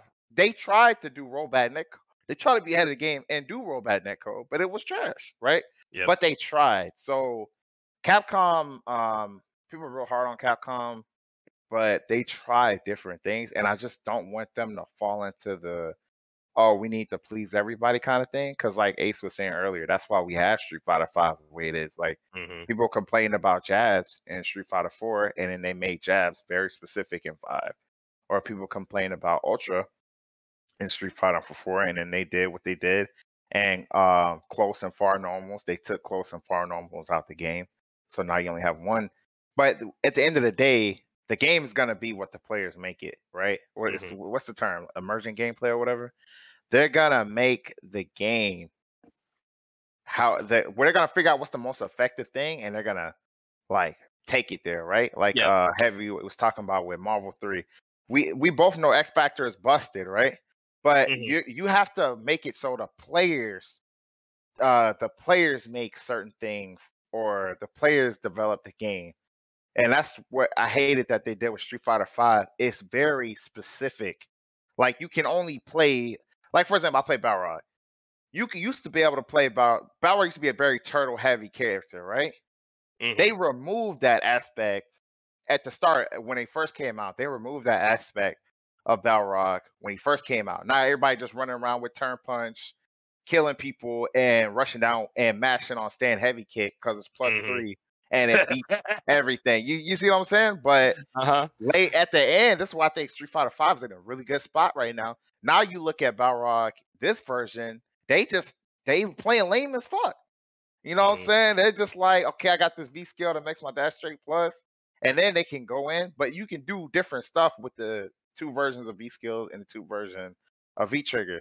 So if they just have that instead of like very limited ways to play their character, then I think they'll be okay.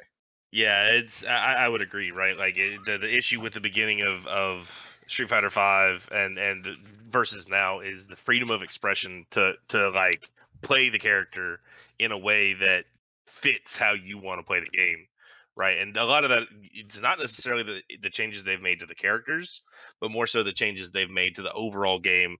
As Base was talking about, Capcom experimenting and finding the right mix of stuff to let the player do what they want to do. You know, I'd like to see more of that moving forward, as well as more like execution intensive stuff. I know they're not gonna do that because that alienates newer players, but I like that side of fighting games, right? Like make something executionally difficult to do, but make it broken. Yeah, it's unfortunate, man, because I know they want to cater to the new players, but if you look at games like Marvel, or if you look at the games that are extremely beloved in FGC, those games, they focused on just how they wanted to design a game, and that's it. They didn't. They said, "Oh man, this is hard to do. Who cares?" Yeah, they're either gonna figure it out or it's not gonna happen. Yeah, exactly, exactly, man. And that just goes to show you how development of the game is, how the games work.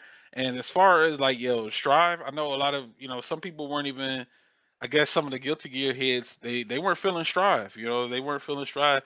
I guess they were kind of making the comparison to like, Street Fighter, Guilty Gear Strive is the Street Fighter 5 version of Guilty Gear, and I'm like, what the hell does that mean? So what the hell does that mean, So I guess the veterans weren't feeling they not feeling Strive. Bates, you a Strive player. I mean, here's is the that a thing, fair right? comparison? Here's the thing, right? It's different because the old heads weren't feeling Strive, but they could still play plus R because they put rollback netcode on plus R, so they can still just go play plus R, right? Unfortunately, with Street Fighter 5 comes out and they make sure Street Fighter 4 don't get played at Evo, right? Because they didn't put Street Fighter 4 at Evo. I always say Evo kills Street Fighter 4 because when Street Fighter 5 came out, that was the big push for esports. Everybody wanted to get on that train. Final round had the highest numbers it's ever had. That was a crazy ass tournament. And that was like the era of like, this is gonna be the, oh shit, we can make money in the FGC, and Capcom's gonna lead the way, right? Yep. From playing. But Street Fighter 4, they cut that shit. They don't even reference Street Fighter 4 on anything, right? And people stopped running Street Fighter 4, and everybody was focused on 5. That's where the resentment comes from, I think. Because even though the old school Guilty Gear players don't like Strive, some of them have gotten over it. There's some about Strive that I like too that I'll mention in a second, but they can still go play Accent Core. Like Accent Core had like 2,000 people on it at one point when they put the rollback netcode like at once. So it's like the frustration in the FGC is misunderstood. It's not that people hate these new games so much and they harp on it because they're super mad. It's because they can't play the game that they love, and they have to play this new version that feels crazy and unfamiliar. And I love Strive, right? I played every single Guilty Gear. I played Exert when it first came out. I've definitely played Plus R before on 360. I was playing it on 360. That's why I was learning my arcade stick. So I played all the Guilty Gears from like Plus R to now. Strive is my favorite, and the only reason I like Strive is because they don't give a fuck about what people think about the game. The first thing they said, we're gonna make it big damage. Well, if you play any Guilty Gear, they're all big damage, bro. It don't matter. Like if they hit you with something like a big counter hit, you're gonna get big damage. It's just they wanted it to be big damage and not so combo heavy. They wanted to keep the wall break. A lot of people hate the wall break and they hate the Gatling system, right? But at least they had a vision of how they wanted the game to play. Like the big ass counter. Remember everybody's bitching about, oh, I hate this counter, it slows the game down or whatever. They had a vision for that and they still sticking with it. So I respect that. It doesn't bother me. But if you don't like how the game is, it's not for you. It's just unfortunate to tell people that because they can't go play the game that was for them, which was Plus R. So, but now they can do that, so you don't hear them complain as much. They don't do that. And that's the same that you know what exactly what you just said, but substitute the name of the game for any other game that exists. Substitute that for anything. You know, that's literally what you just said. Everything you just said, just substitute the game and insert another game. That's just a template. That's literally a template. What you just said. It is. And they just either you play it or you don't. Like if you look at all the Tekken guys that don't like Tekken 7, because a lot of people don't even know that a lot of Tekken old school Tekken players don't like Tekken 7. Nope. You know, I see that. Yeah, especially with shout out to Tekken House University, Tekken Tech, my boy Mike ATO and Iceman. Shout out to them for doing that, man. Great thing. You know, if you talk to any of those guys or the veterans like Clint and all of them, they hate this new Tekken. They're like, what is this shit? But you would never know that because you look at social media. Oh, anytime there's a Tekken tournament, it's a big deal, right? Everybody's hyped. But they can't even voice their opinions on Tekken 7 because so many people like new to the Tekken series love Tekken 7 because the content, Ares, making it popular, and then like it's just got a special place home with them. So when they mention Tekken 5, nobody gives a fuck because first of all, you're not gonna get to play. I hate to say it like that, but you're not gonna get to play Tekken 5 no more unless you really make a push. And two, like that's such an old game, and Tekken is like a legacy game, so it's like they haven't changed too much. Like there's obviously differences, but you can still carry over your fundamentals from Tekken 5, Tekken 3, Tekken 4 to Tekken 7. Like you can still do that. Street Fighter 4 to Street Fighter 5, bro, I didn't know what the fuck I was doing. I was like, I was playing the Kali, and I'm like, damn, first I can't play. Yeah, man, I had to go. They didn't have Balrog, and I know they didn't have your boy Honda or Rose. Nope. So I was like, fuck it, I guess go to Nakali. He seems pretty fundamental. DP, Stomp plus, it's 0 on block if I do the heavy, and then the other one's a negative. I was just like, okay, cool. I can get this. Seems fundamental, right? So I'm watching the other Nakali players. They jump in a lot, and I'm thinking, why y'all jumping so much? That's just working. Activating B trigger, dashing up. It's 8 frames of delay, right? So dashes are fucking why not? So you know those kind of things. It's like, man, fuck this game. That's what you think. You know, coming from like Because one big fundamental thing, I keep it with you. One big fundamental thing from Street Fighter for me is when you're in late game of the round, you don't throw out laggy moves. So you're not gonna throw out your really slow, easily with punishing bull buttons, right? Well, guess what? In Street Fighter 5, you want to make that comeback, bro? You better throw. You better be throwing them heavies, those special moves, whatever you gotta do to activate that V trigger and kill a motherfucker. That's what you gotta do. And I think a lot of people that rubs people the wrong way. But that is the game. If you don't want to accept that game for what it is, then just go play Street Fighter 4, right? But I couldn't because guess what? Online for Street Fighter 4 is trash. No, and then at the time, everybody was on the Street Fighter 5 hype, so nobody wanted to hear that Street Fighter 4 shit. So it's like, that's the frustration, and a lot of people don't understand that. And I think that it's that's why I hate going on Twitter and social media and all that stuff, because people don't really think about why they're doing the things they do. There's a root to it. It's just people they don't know. So, and then everybody just echoes the same opinion. Oh, Street Fighter 5 is trash. Oh, I know I get 1,000 followers on my Twitter if I say Street Fighter 5 is trash. So I'm gonna just do that, even though you don't even know why it's bad. You can't even tell me why. But yeah, I didn't mean to rant like that. It's just something I'm passionate about. Speak your mind, yo. Speak your mind. Yeah, it's just something I'm passionate about because I hate we get such a bad rap in the FGC for shitting on our games or not being appreciative, and it's really just a few people or 4 or 5 people that have a big following on Twitter that say some outrageous shit, and then everybody dogpiles that idea or they echo that idea, and it's really not it's not their own opinions. They just don't know. But yeah, I'm done. Yeah, go ahead. That's what's up, man. Hey, I respect it. It's the hive mentality, man. It's just if one person would have built, with a whole lot of followers say one thing, people just gonna jump on that. Yeah, man. Yeah, this game could be this, and they just don't have an opinion or a mind of their own. So it's just a hive mentality when it comes to towards that. Even though they probably don't even play the game as much, you still see it on social media all the time. If somebody says, any complaint about it, you'll see somebody under there make a post saying that, yeah, man, I agree with you. It's this, that, and the third, and they don't even play it. They might not even play the game, and it's weird, man. It's weird, but this is just the era that we in right now.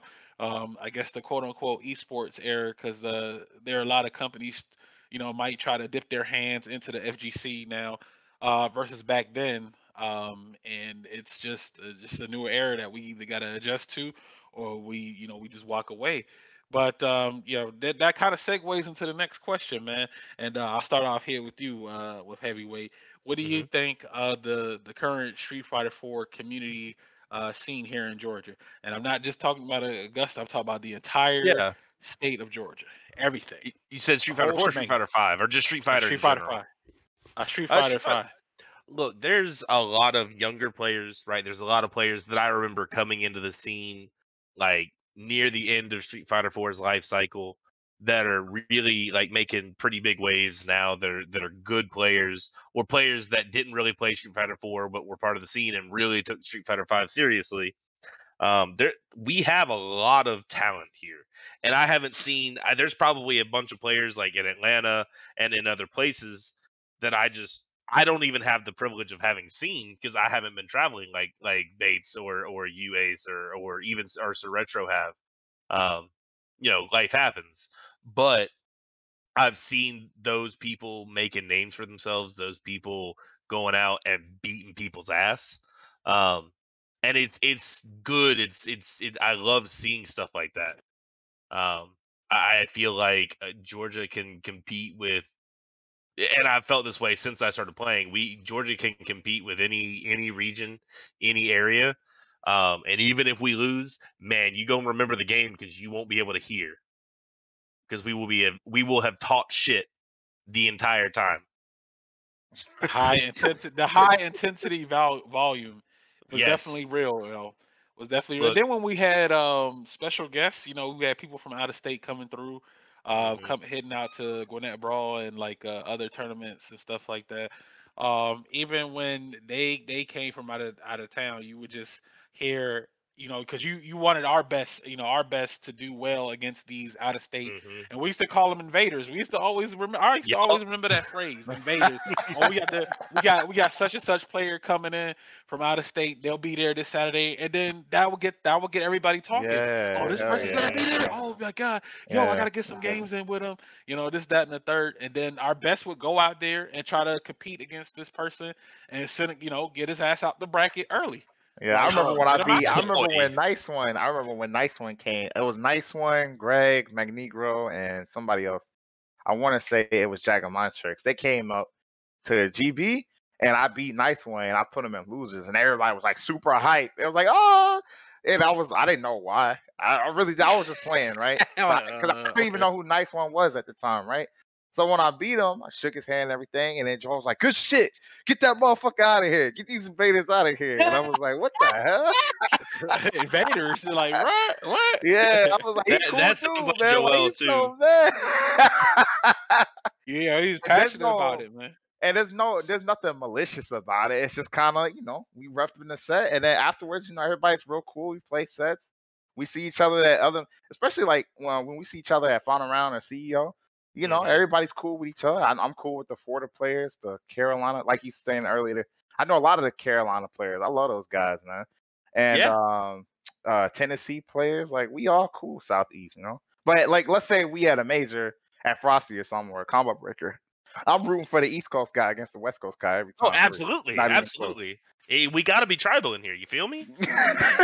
That's Yeah, what it is, man. You will always root for either your boy or your or somebody from out of state to put them, to get them up out of here. Because they travel so far, man. They spent so much. I guess they spent some cash to get down here, and you just wanted to send them out of there with a happy memory. Because you'd be like, bro, send this man to losers. Even from the round, and it was much savage. It was much. I would say it was much savagery back then. Like in Street Fighter 4, how and I had to bring up another legendary player, man. And we talked about him earlier, Bobby Creekwater, aka Braun H. Braun H. Heavyweight. Do you remember? Do you now look, heavyweight, do you remember every time this man won a round, the USA chants? Do you remember that? He didn't win the game. He didn't even win the game. He won a round, and people were losing their minds on that. And it was godlike. That was godlike. USA, USA. It I'm like, was. bro. He was the best worst player in Georgia at the time. Like, and he wasn't even like terrible or anything. It was just the all of the aura that surrounded him. The aura of Creekwater was just incredible. Yo, I lost my mind, bro. Every time, and then the whole venue, the whole entire venue, everybody. Look, everybody was one what they were person doing. saying it. The whole venue say it. Exactly. Yeah, and then the people be on stream, they just look around, they be like, what? They just look around like nobody knows what's going on. But all you hear is just USA chants every time. Because he played Guile. He played Guile back then in Street Fighter 4. So yeah, I had it too, man. I had the pleasure. It was one final round I got to stay with Jarvis, Tabakwan, and Brian H. Yeah.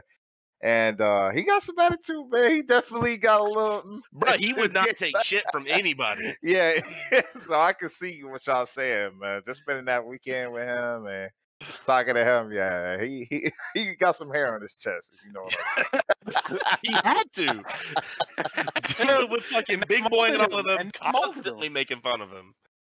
Yo, it was real. And then now today, I don't even know if that shit would fly today. I don't even know. I don't think it would fly today. That right there, you know why? Look, I might be speaking out of turn, but you know why he was called that, right? I kind of know why, but go for it. I want to hear it. I want to hear it. So I am talking about this probably from second or third hand, but I remember it was about just like his just general stank.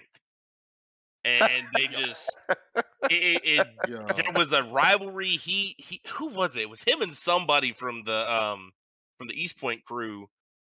They played in a money match or something in Street Fighter 4, And the Pink Panty Saga. You yeah, talking about that? yeah, the Pink Panty Saga. That's what it was. Oh my god. Oh my It lord. was red. Yeah, he was playing. I think it was Yeah. red. Yeah, ATL it was red. red. And you can hear Big Boy back there talking about some dang old Bobby Creek water. And it just stuck. Look, God, man. oh my god, bro. Was it? Oh, Hold on. Was that's- it that's Big Boy or kinda was it legendary. Clint? Was it Big Boy or Clint who came up with it? I can't remember. I think it was Big Boy, but I think it was. yeah, shouts to Big Boy. Yeah, man, he was one of the ones that he had no problems with telling you how you felt, man. He's like his ass. He would say your ass. Yes, he would. Look, I remember playing Big Boy down at I don't know if any of y'all went to the Savannah tournament. This was put on by Rashid, Cardell, and McKenna down at a Fuddruckers in Savannah. It was like their like little revival. It was the first tournament they'd held in like years back in it was it was like I think it was like 6 months before Super came out. And I played Big Boy and beat him playing Bison just by pressing heavy kick. I got top 3 in that tournament with Bison standing heavy kick and crouching leg kick. That's all I did. The whole tournament. Yo. Like I felt Yo. accomplished, man. And then I played JTO. Oh And yeah, that shit didn't JTL. fly. Yeah, no, JTL will just look at you. But That's- Big that's Boy, awesome. look, he was hot after that. He was mad, and I just remember looking at him and say, "Look, you lost." He didn't give me any more shit after that. Not a bit. Yeah. Yeah, Big Boy's one of the kind of guys when you get his respect, you know you earn that shit because Mhm. he Yep. gonna look at you like you ain't shit. But hey, Yeah. look, hold on, Ace, you talk about shit that won't fly at tournaments anymore. Talk about anybody coming in right now with a 40 in hand, drinking while they're playing casuals before the tournament. Would that shit fly right now? Hell no. No, Yeah, nah. exactly. Hell no. Hell Yeah. no, man. What? Man, there's the stories I can say, yo, but I Right? don't know, man. This yo, God, should I even? You making me thinking about it now, because I remember. Look, Oh my god. Look, I have those stories. Just they sit in my head, and I just And I'm pull like, them out whenever I need to. You just sit there and you just think about, damn, did that really happen, or that did happen? Yeah, exactly. God, dang. Well, Oh, let me. man. Yeah, so yeah, we definitely covered up on the 2 hour mark here. So let me get this other question in, and then we'll do an open panel discussion for everybody to just get Alright. their thoughts out and stuff. So my other question here is going to be, I'll go with Bates. Bates, who introduced you to fighting games, and how did you find the Georgia FGC? As far as introduction, I play fighting games a lot.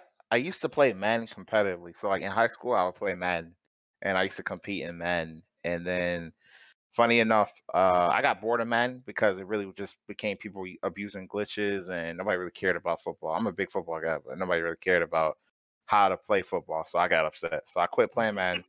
I played Fight Night. I don't know if y'all played Fight Night before, Mhm. but I was like top 100 in Fight Night, and I love Fight Night.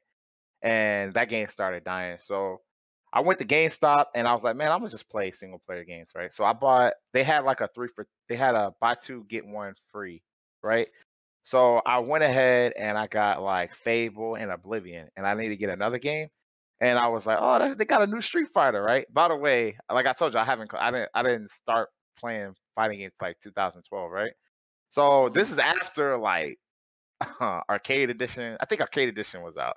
But I got the vanilla Street Fighter 4, right? Because it was my free game. He got the wrong version. He's like, So anyway, I got it, right? And I was playing that shit. I was like, man, I'm gonna unlock Goken. Goken looks sick, right? So I unlocked Goken and I started learning how to do combos with him. And I play online. And me and this guy we was playing each other fight. And it went nobody on vanilla Street Fighter 4. So the fact that I even found this guy and was talking to him, because like you said, I'll be in game chat, was crazy, right?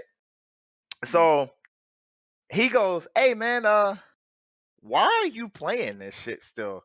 And I was like, "What you mean? I just like shit. I like this game." He's like, "There's another version of this game, way better. Like, why are you playing on this one?" And my first thing was like, "Well, why the fuck you playing it?" But anyway, he was He like, got back. yeah. He was like, "Hey man, I got the next version. I just was messing around with it just because." He's like, "You should go get Arcade Edition. It has like all these new features and stuff." So anyway, I was broke at the time, and I was like, I can't even afford this shit. But anyway, I got my paycheck, and then I bought Arcade Edition, and I played with that guy. And yeah, we one day we were sitting in the lobby. It was a bunch of us. It was an endless battle. You know them days, man. That was that was the trenches when you was on endless lobby, hoping you don't get kicked after you beating everybody else. And then while we're sitting there, some guy is like watching Evo, and he's like, "Yo, man, these matches are hype." And I'm like, "What are you talking about?" I was like, "Man, you don't know about Evo?" So he tells me about Evo, and I turn on the stream, and it's like grand finals of KOF, and it was like I think it was like Pachu. No, it was Mad KOF and Bala. I think it was Mad KOF and Bala, or was it Pachu? One of those two. And it was, and I have never even seen KOF like that. I didn't know. I've seen it, but I don't know anything about KOF. And I was Boy. watching that grand finals between Bala and I can't believe, I don't know if it's Pachu or who, I don't remember. But like that grand finals was so hype that I was like, "Yo, I want to compete. I want to be a part of that." I couldn't believe that there was like a whole crowd of people watching this one set, right? Because I was already in love with fighting games from playing Street Fighter 4, but like knowing that there's like a whole community out there that want to play it.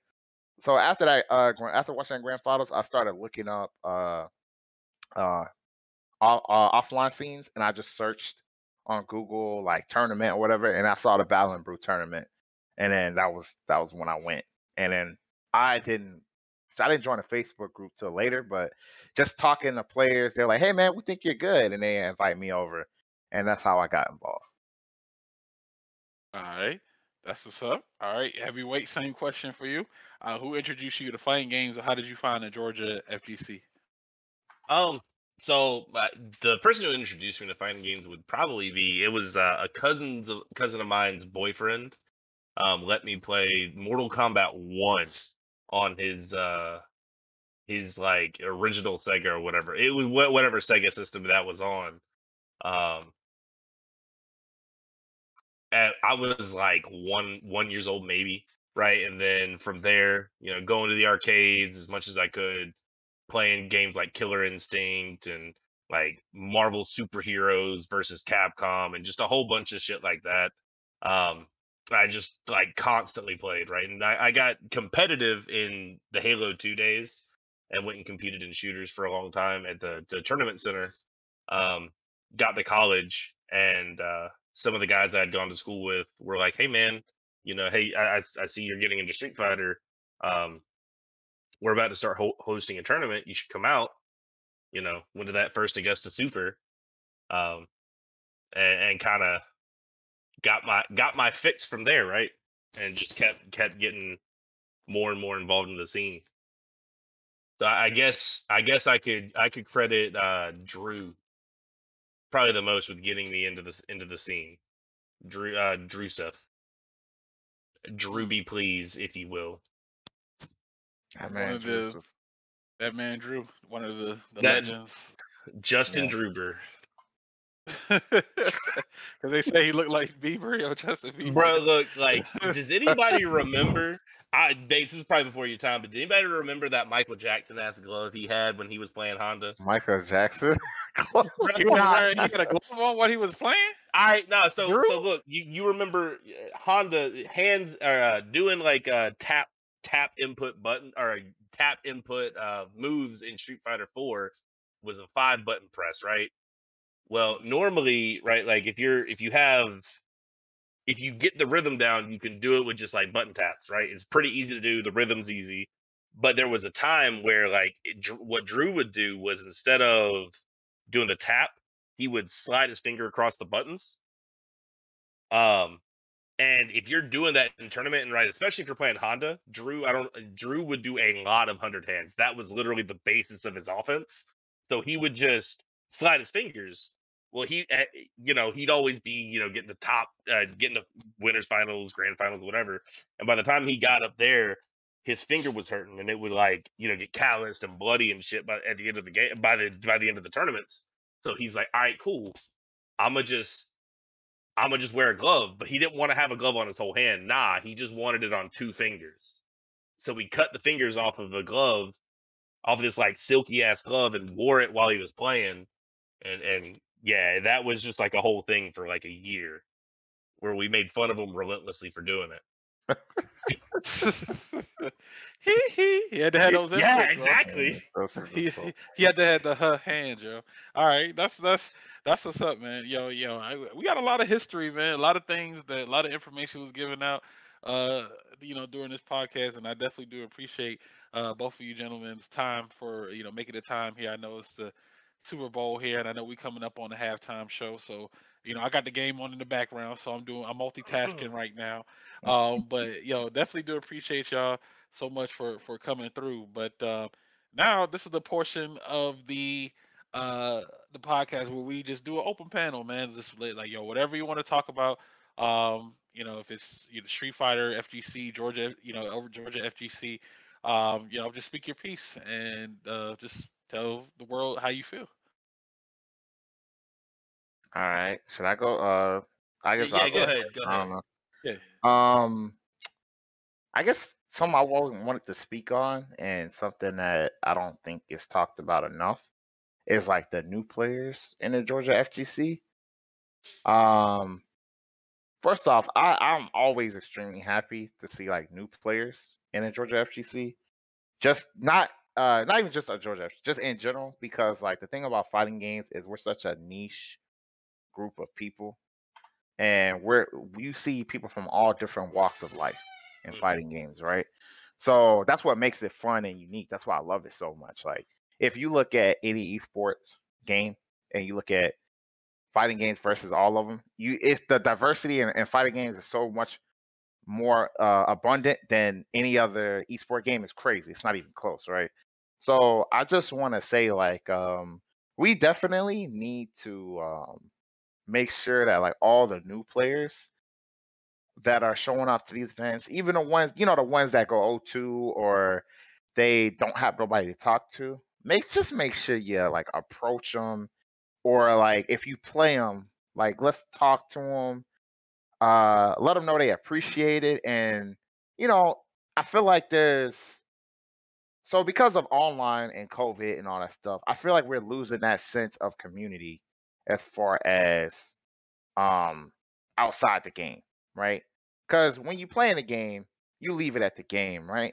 But what makes people stick around is the part outside the game, the camaraderie, the learning, the sessions. Like, man, I'm sure everybody in here can appreciate just a good ass session. You know what I'm saying? Either the people come over, or like retro when we be at the bar, the game bar, or like you have after the tournament there's casuals, and you're just all sitting there watching each other play. You're helping each other, and you just see some hype sets. Like some of the best sets I've never seen were never streamed, were never like probably only 4 of us saw it, but I learned so much, and it was like a godlike set, And I think that part is being forgotten, and probably not to an extreme extent, but with the way the atmosphere with online and how everybody's on Twitter. Like I didn't really start seeing people pop off for beating anybody on social media to like Street Fighter 5. Like we used to laugh at people who would show up to a tournament and like try to throw their rank at you. Like, yeah, man, I'm an A+ blocker player. You know what I'm saying? Like that was just a joke. It's like I can't believe you actually sat up there and said that shit and went 1 and 2. You know what I'm saying? Like nowadays, I feel like that's a big deal now. Like somebody's a high rank. Like you know how it is. You go on YouTube and you see a match and it's like, oh man, this Grandmaster something is beating up on Daigo or something, right? And then people get hype about that kind of stuff, and it's frustrating because there's a lot of players that don't play online, or especially in our community, that are really strong. That's not. I don't want that to become the main thing. You know what I mean? Like, this online atmosphere is crazy to me, especially with the Street Fighter 5 shit. Like, people post up clips of ranked matches and stuff, and you don't even know if the match was laggy, like whatever. Um, and luckily, I've been able to go to a bunch of offline events here recently, and that fire and that community is still there. Like, seeing people I haven't seen in 2 years, it's like a whole family thing. Mhm. So I want that to be what the new players get to be a part of, because I feel like new players, they play online a lot, and they're in like 1,000 discords, and they just echo the same opinions of everybody in the discords, and they don't really know what it's like to be a part of a community offline. So I just wanted to make that point, because it's really frustrating to see like these discord beefs or like all this other stuff, and people take it outside the game, when it's just, we just need to be supporting each other as a community. Like, we rely on each other to make this shit a thing. So yeah, that's something I want to put out there. That sounds good. I mean, that all of that sounds good and all, but at the same time, you got people with egos, man. Yeah, People just, they even though they're the strongest players within the scenes and things of that nature, not everybody is open, and I mean, not everybody is willing to be as open and being as forthcoming and willing to talk to people and stuff like that. And they only kind of just communicate with other stronger players I hate in that the shit, scene. bro. I hate Yeah, that shit. I feel like I, that's why the Street Fighter community in Georgia suffered a lot, because people wouldn't just play everybody. It's like, oh, okay, well, I don't think he's that good, so I don't feel like playing him. That's such a Yeah, shitty mindset, it's and a I what. can't stand that shit. Yeah, it's a what's in it for me, and Yeah, that if that was how like the scene was when I joined, right? I wouldn't be where I am, right? I would either have quit, or I wouldn't be nearly as good as I was when I was at my playing all the time, right? I wouldn't be there, and neither would 90% of the players that are super good in Georgia now. Mm. It's exactly. so. Exactly. That's just. I mean, everybody just doesn't have that same mindset. I mean, I know it would be ideal to have our stronger player reach out to these newer players coming in, or just players looking to improve and things of the nature. But you have to, at the end of the day, you have to accept the fact that everybody's not going to be that, be like that or have that same mindset. Shoot, half of the players, they won't even talk to you. They won't Yeah, even. Yeah, you send them a message, they won't even respond to you. So it's just, you just gotta deal with whomever is willing to do that. Whomever is willing to make that exception to go out and talk to people and be as open and supportive like that, because everybody's not going to be that same, and they hold on to that ego. They hold on to that ego. They get too big. They say they may win multiple tournaments, things like that, and you try to reach out to them, then hey, can we work on this matchup together? They might not even respond to you. They won't. They're just, just be ghosted. You'll be ghosted, but they just keep coming in, winning the money, and leave. And hey, it's sad but true, man. But it is what it is. Just all you got to do is just try to rock with the people who are willing to do that. You support them because they support you. And that's all. That's what I have to say about it. At least on that subject.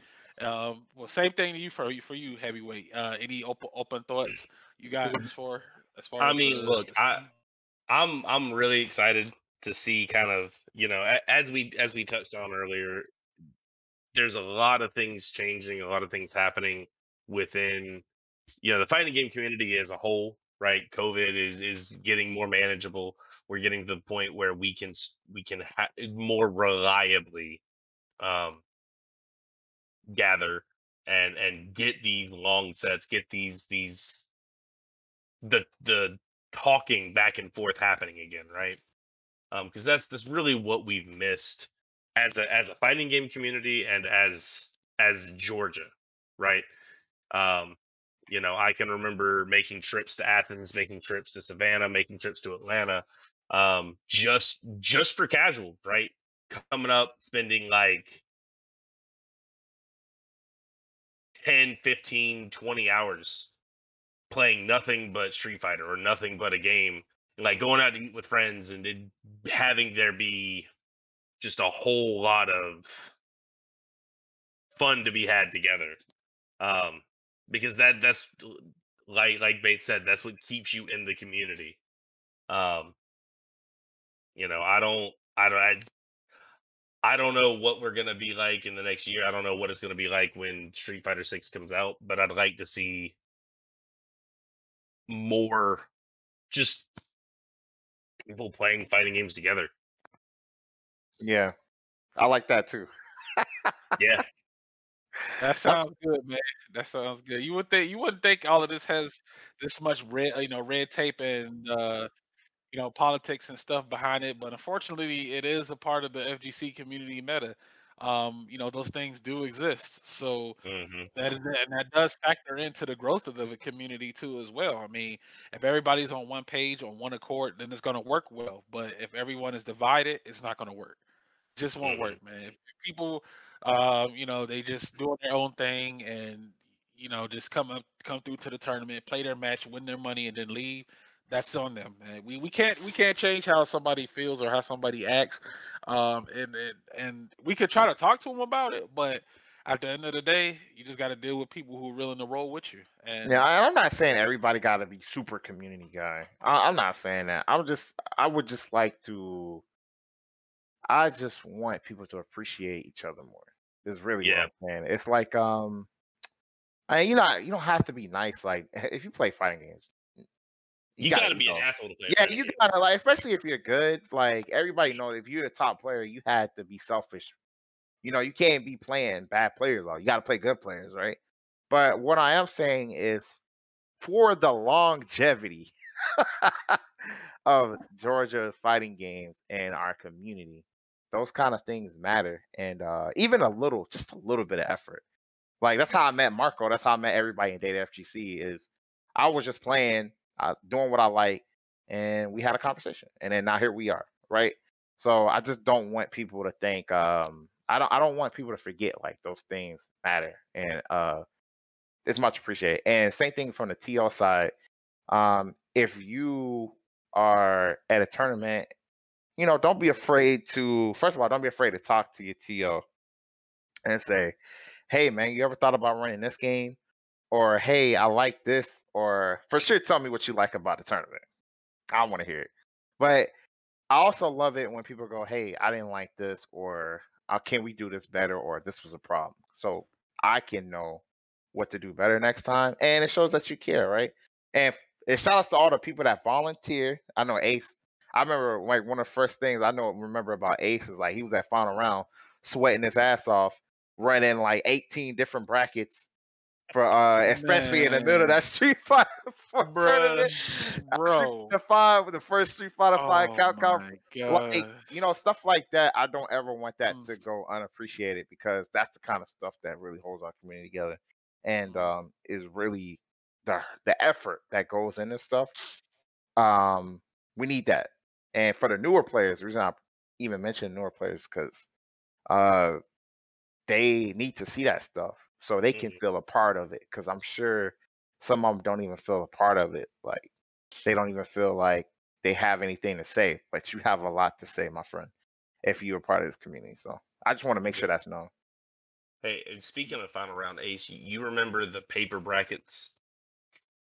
I remember the legendary paper bracket that Bruh. Doggy Sammix was a Oh part my of with god. that picture. And I always Bruh. bring that up. I'll never forget that, bro. That was like a damn RPG scroll type long thing, bro. Bruh, That we got the paper elder scroll bracket. here in Georgia. Like, Yo, I'll never forget that, yo. And this was before the times of Challenge and Smash GG. bruh, You know what I'm look, saying? look. You gotta I use that remember paper, the first bro. time we tried to use Challenge in Georgia at Battle and Brew. Um, bruh, that shit was that shit was a nightmare. Mm. It never worked. least not the way it was the supposed beginning to. part. Yeah, the Mhm. beginning, the part of it. But yeah, man, those are all some good times, man. Just looking forward to what happens in the future. So retro, if you with us here, do you got any thoughts? Yeah, I mean, just hearing all this, it's the amount of history. That's why I'm glad I managed to help bring along on heavyweight. Because, like I said, for like Augusta, of course I know. So something Atlanta being a strong staple. Shout out to DATAFGC, Bates, ShadowAce, Marco, y'all guys. And then, of course, now hearing about Augusta, I did not hear about them until like probably shortly after I started doing TOs, being TO here in Middle Georgia. And we have a player you might know about him, heavyweight, and I know like Kus and them may know. Michael Bruner or Dice, who was the Marvel 2 player that used to frequent every once in a while, and stuff like that. So he always talk about Augusta for some reason, and I'm like, okay, huh? So there's Augusta, there's Atlanta, but there's like other scenes. So for me, like this is interesting because I'm always interested in the history of things, and also the way of like me being one of recent TOs and or pretty much one of members of FGC. I really want to know about some things that would happen before to see what I can do to in this current time, and with Reboot and all, the fact that of course, we would do, for me, if that was you didn't know, I got started more at Mercer University a few years prior, and then around the time when Street Fighter 4 and Marvel 3 was, becoming really big, that's when I started learning about the FGC then, especially in Georgia, and learning about Justin.tv before it became Twitch in a sense over eventually. God, I haven't heard that name in forever. God, you're bringing back some fever dreams. Yeah, so, I haven't heard of, that's what I remember watching those, and that's how I learned about Justin Wong and Chris G and so forth, and then eventually Final Round, and then, wait, Final Round's in our backyard. So we never really had much, didn't know how much in depth. So, fast forward to now, our scene for Middle Georgia, it does have its own history of a sort. Doki and Mr. Annual or Coach can tell you a bit more than I can. But the fact that, looking before to now, like Atlanta, Savannah, and of course Augusta and so forth, then you hear about Columbus here and there. Now you have Tipton, apparently, haven't seen, and all over.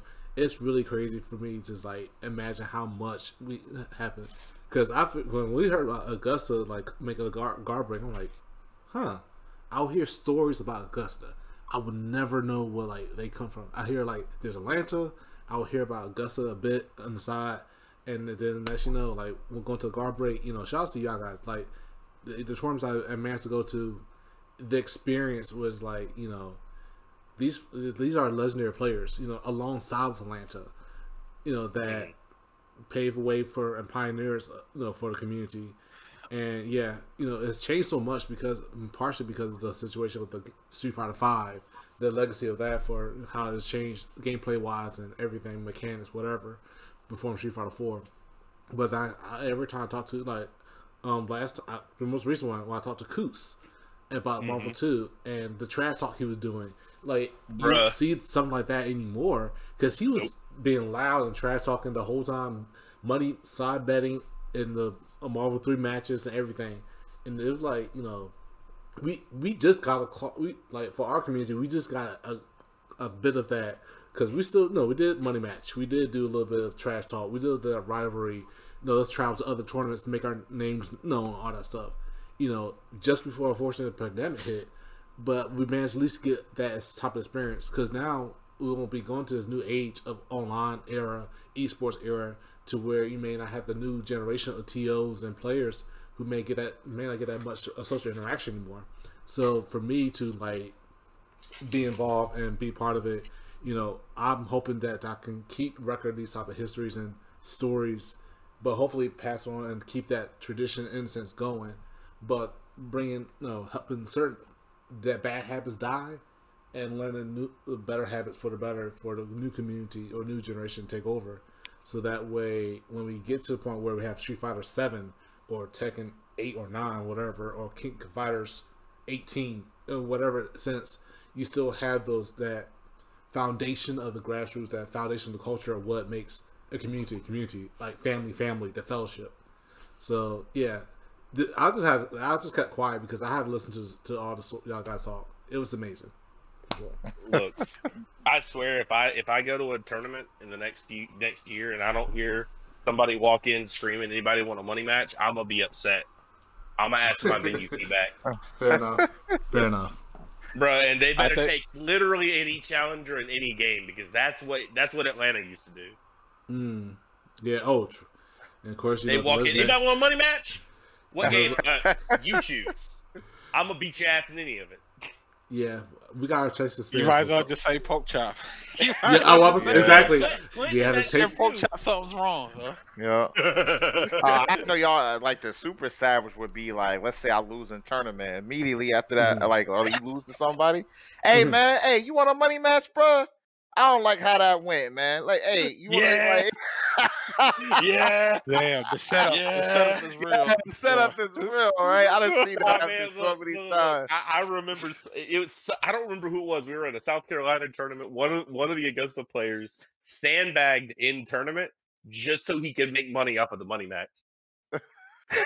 And look, you get your entry fee back. You get your entry fee back. Oh no, he got more than his entry fee, bro. He took side bets, all of it. Yo. It's like, dang, bro, you want a money match? I didn't do too good in the tournament, bro. I went 0-2 or I went 1-2. Dang, man, you want a money match? And they'd be like, yeah, sure. Ha, sucker. Thinking about that in your head. Got him. But yeah, man, I do appreciate you guys, man, taking your time out again on the Sunday to come through and do this, man. This was very fun, man. But yeah, with that being said, we're gonna do the closing out. Big Bates, you got where can the good people find you at, or you doing any shout outs? Yeah. I'm on Twitter at Big Bates. If you see DATAFGC, shout outs to my DATAFGC fam. We help out with a lot of tournaments. We also got something big coming up. I ain't gonna say nothing, but because we still working on it. We don't like to say nothing unless we got it done. Also DATAFGC, shout outs to Climax, one of our partners. Shout outs to Tekken House for the Tekken House University. I actually took their course this past semester and I really enjoyed it. And it don't have, if you are thinking about taking that course, it don't have to be for Tekken. You can take that course just to learn how to be a strong player in general. Because my boy Mike, he really, and Mike Iceman really put a lot of work into that course. And it teaches you a lot, man, about people, fighting games, how to compete, what kind of mindset. You should, if you definitely want to check it out, go TekkenHouse.com. They got that whole thing set up. And shout outs to Marco streaming. That's one of the hardest working guys in the FGC. Y'all do not know. A lot of people don't know. Shout outs to Retro and Reboot. Thank y'all for having me on here, man. I really enjoy my time here. I'm sure I'm missing something, but yeah, I appreciate y'all.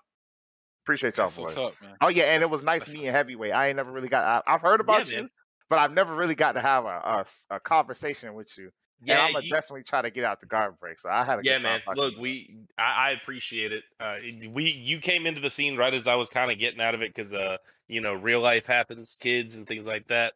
Right. So it's good to be able to talk to other Street Fighter heads and other Georgia heads. It's a lot of fun. That's what's up, man. Yeah, the Heavyweight. Where can the good people, find you at? Would you like to give any shout outs? I don't have a whole lot of social media presence personally. If you want to follow me on Twitter at Heavyweight706. I don't post a whole lot, but I'm going to be trying to change that here a little bit. We do have a Augusta Guard Break Discord server where we try to post up, get games and things like that. It's not super active, but we're trying to change that. Shout outs to Wild Style Method and all the guys in Augusta. The last few years has seen a resurgence of community growth, right? It's been great. Stay tuned. We're gonna be getting an Augusta Guard breakup very soon. or as soon as we can. As soon as I have dates, I'm gonna start spreading it around as well as all my other guys will. Ace Retro, thank you so much for having me on, for doing this. Retro, thank you for all the help you put in during during our guard breaks. I promise you, we see it and we appreciate it. But yeah, thanks guys, and let the water drip. That's what's up. What about you, Retro? Any closing statements? Any shout outs you like to do? Absolutely. Like I said, thank you, each and every one of you. Thank you, Big Bates. I said one legacy. I consider you guys a legacy player alongside with ShadowAce, and definitely heavyweight as well. Thank you guys for paving the way once again, for the Georgia fighting community, and even specifically in the Street Fighter, and even beyond. Thank you guys so much, and I'm looking forward to hopefully see you guys once again in person. And definitely shout outs to my own community that I'm trying my best to take care of in Reboot, Middle Georgia. Shout outs to other scenes that's still around in Georgia, as far as Savannah, Columbus, Tifton, shout out to Southeast Mayhem. I'm glad that some of our players have traveled out to there as well, and they're starting to expand their horizons, seeing these type of things, the history, and now the current things that's taking place. So shout out to y'all guys, players. I love y'all, and definitely looking forward to what's going to happen in the future. I know we're going to have our tournament on this end of the month, February 26th, for Street Fighter, Tekken, Guilty Gear, and King of Fighters 15. And then of course our big tournament that we're preparing for is Cherry Blossom Easy Kai tournament is going to be on March 19th to the 20th, and that's going to be Street Fighter, Tekken, Guilty Gear, and Smash. And we're looking forward to have international guests to be involved. But definitely, yeah, excited for shit, okay. Yeah, okay. This is a huge tournament that our city officials has helped establish and put together. So I'm really seeing that connection between the esports and the grassroots FGC working together. And I'm trying to be that build that bridge. And it's not easy, but we're getting there. So I'm excited for not only just our scene in Middle Georgia, but I think I'm excited and happy for for this year of Georgia for some reason. So looking forward to it. Definitely, last but not least, shout outs to the promo makers. Shout outs to Jacqueline. Thank you for and shout outs to Good Game TV for the promos. Thank you guys so much. We definitely get all those who help any kind of way, from the small to big roles. So definitely, shout out to y'all. Once again, thank you so much, SirRetro, for hosting this on your platform. Again, thank you, Big Bates, and thank you, Heavyweight, for joining me. I can't say that enough, man. I do appreciate you guys so much. And again, this is an open platform, man. So if you guys know somebody, or if you guys that are watching right now, reviewing, or listening to the archive, because a lot of people said because of Super Bowl Sunday, their attention is divided, which is understandable. So they're gonna catch the VOD, the video on demand here, and they'll watch it later after the Super Bowl, or tomorrow, or whatever, or what have you, throughout the week. So if you're listening to this is the important part, man. If you guys want to get in on this this podcast, feel free to reach out to us. You can send me a message, send SirRetro a message on Twitter. My Twitter is @MindOfShadowAce on that. So if you follow me, just send me a message. Say, hey man, I'd like to get on the podcast, and we'll set something up, man. This is episode 3, so I definitely appreciate all of our previous guests that we had too as well. And if you guys missed out on those podcasts, they're archived. I believe either on Reboot's channel or SirRetro's channel. Is it Reboot's channel? Yep, Reboot Retrocade Gaming on YouTube is definitely archived there. The first 2 episodes was already uploaded already, so definitely check them out on the playlist. And just even make sure that even you search the players in the host and guest name, you can see them too. So definitely. All right. Yep, that's what's up. So if you guys want to catch out the rest of those episodes, feel free to do so. They're perfect to listen to, man. Like while you're doing some chores, you could be working out or something. Give it a listen, man. It's definitely a lot of good information that you can get in on our scene. A lot of different opinions and views from different players that are here within Georgia. So you definitely get a good knowledge and understanding on how the inner workings of a scene can go. there. So, and hopefully it's insightful for any other future TOs or anyone else, you know, to try to relay information back to their scene to maybe get some improvements or some feedback on. But for as far as episode 4 goes, I have an idea of who I'd like to ask to join that. I can't say anything right now, but definitely stay tuned. Once again, this has been Shadow Ace. Find me again on Twitter on mine of Shadow Ace and stay up to date for all news and updates in regards to the podcast. You guys have a good evening. Thank you so much for your time. All right, fellas. Peace. Peace out. All right. Peace. Peace. Have a good night. Y'all too.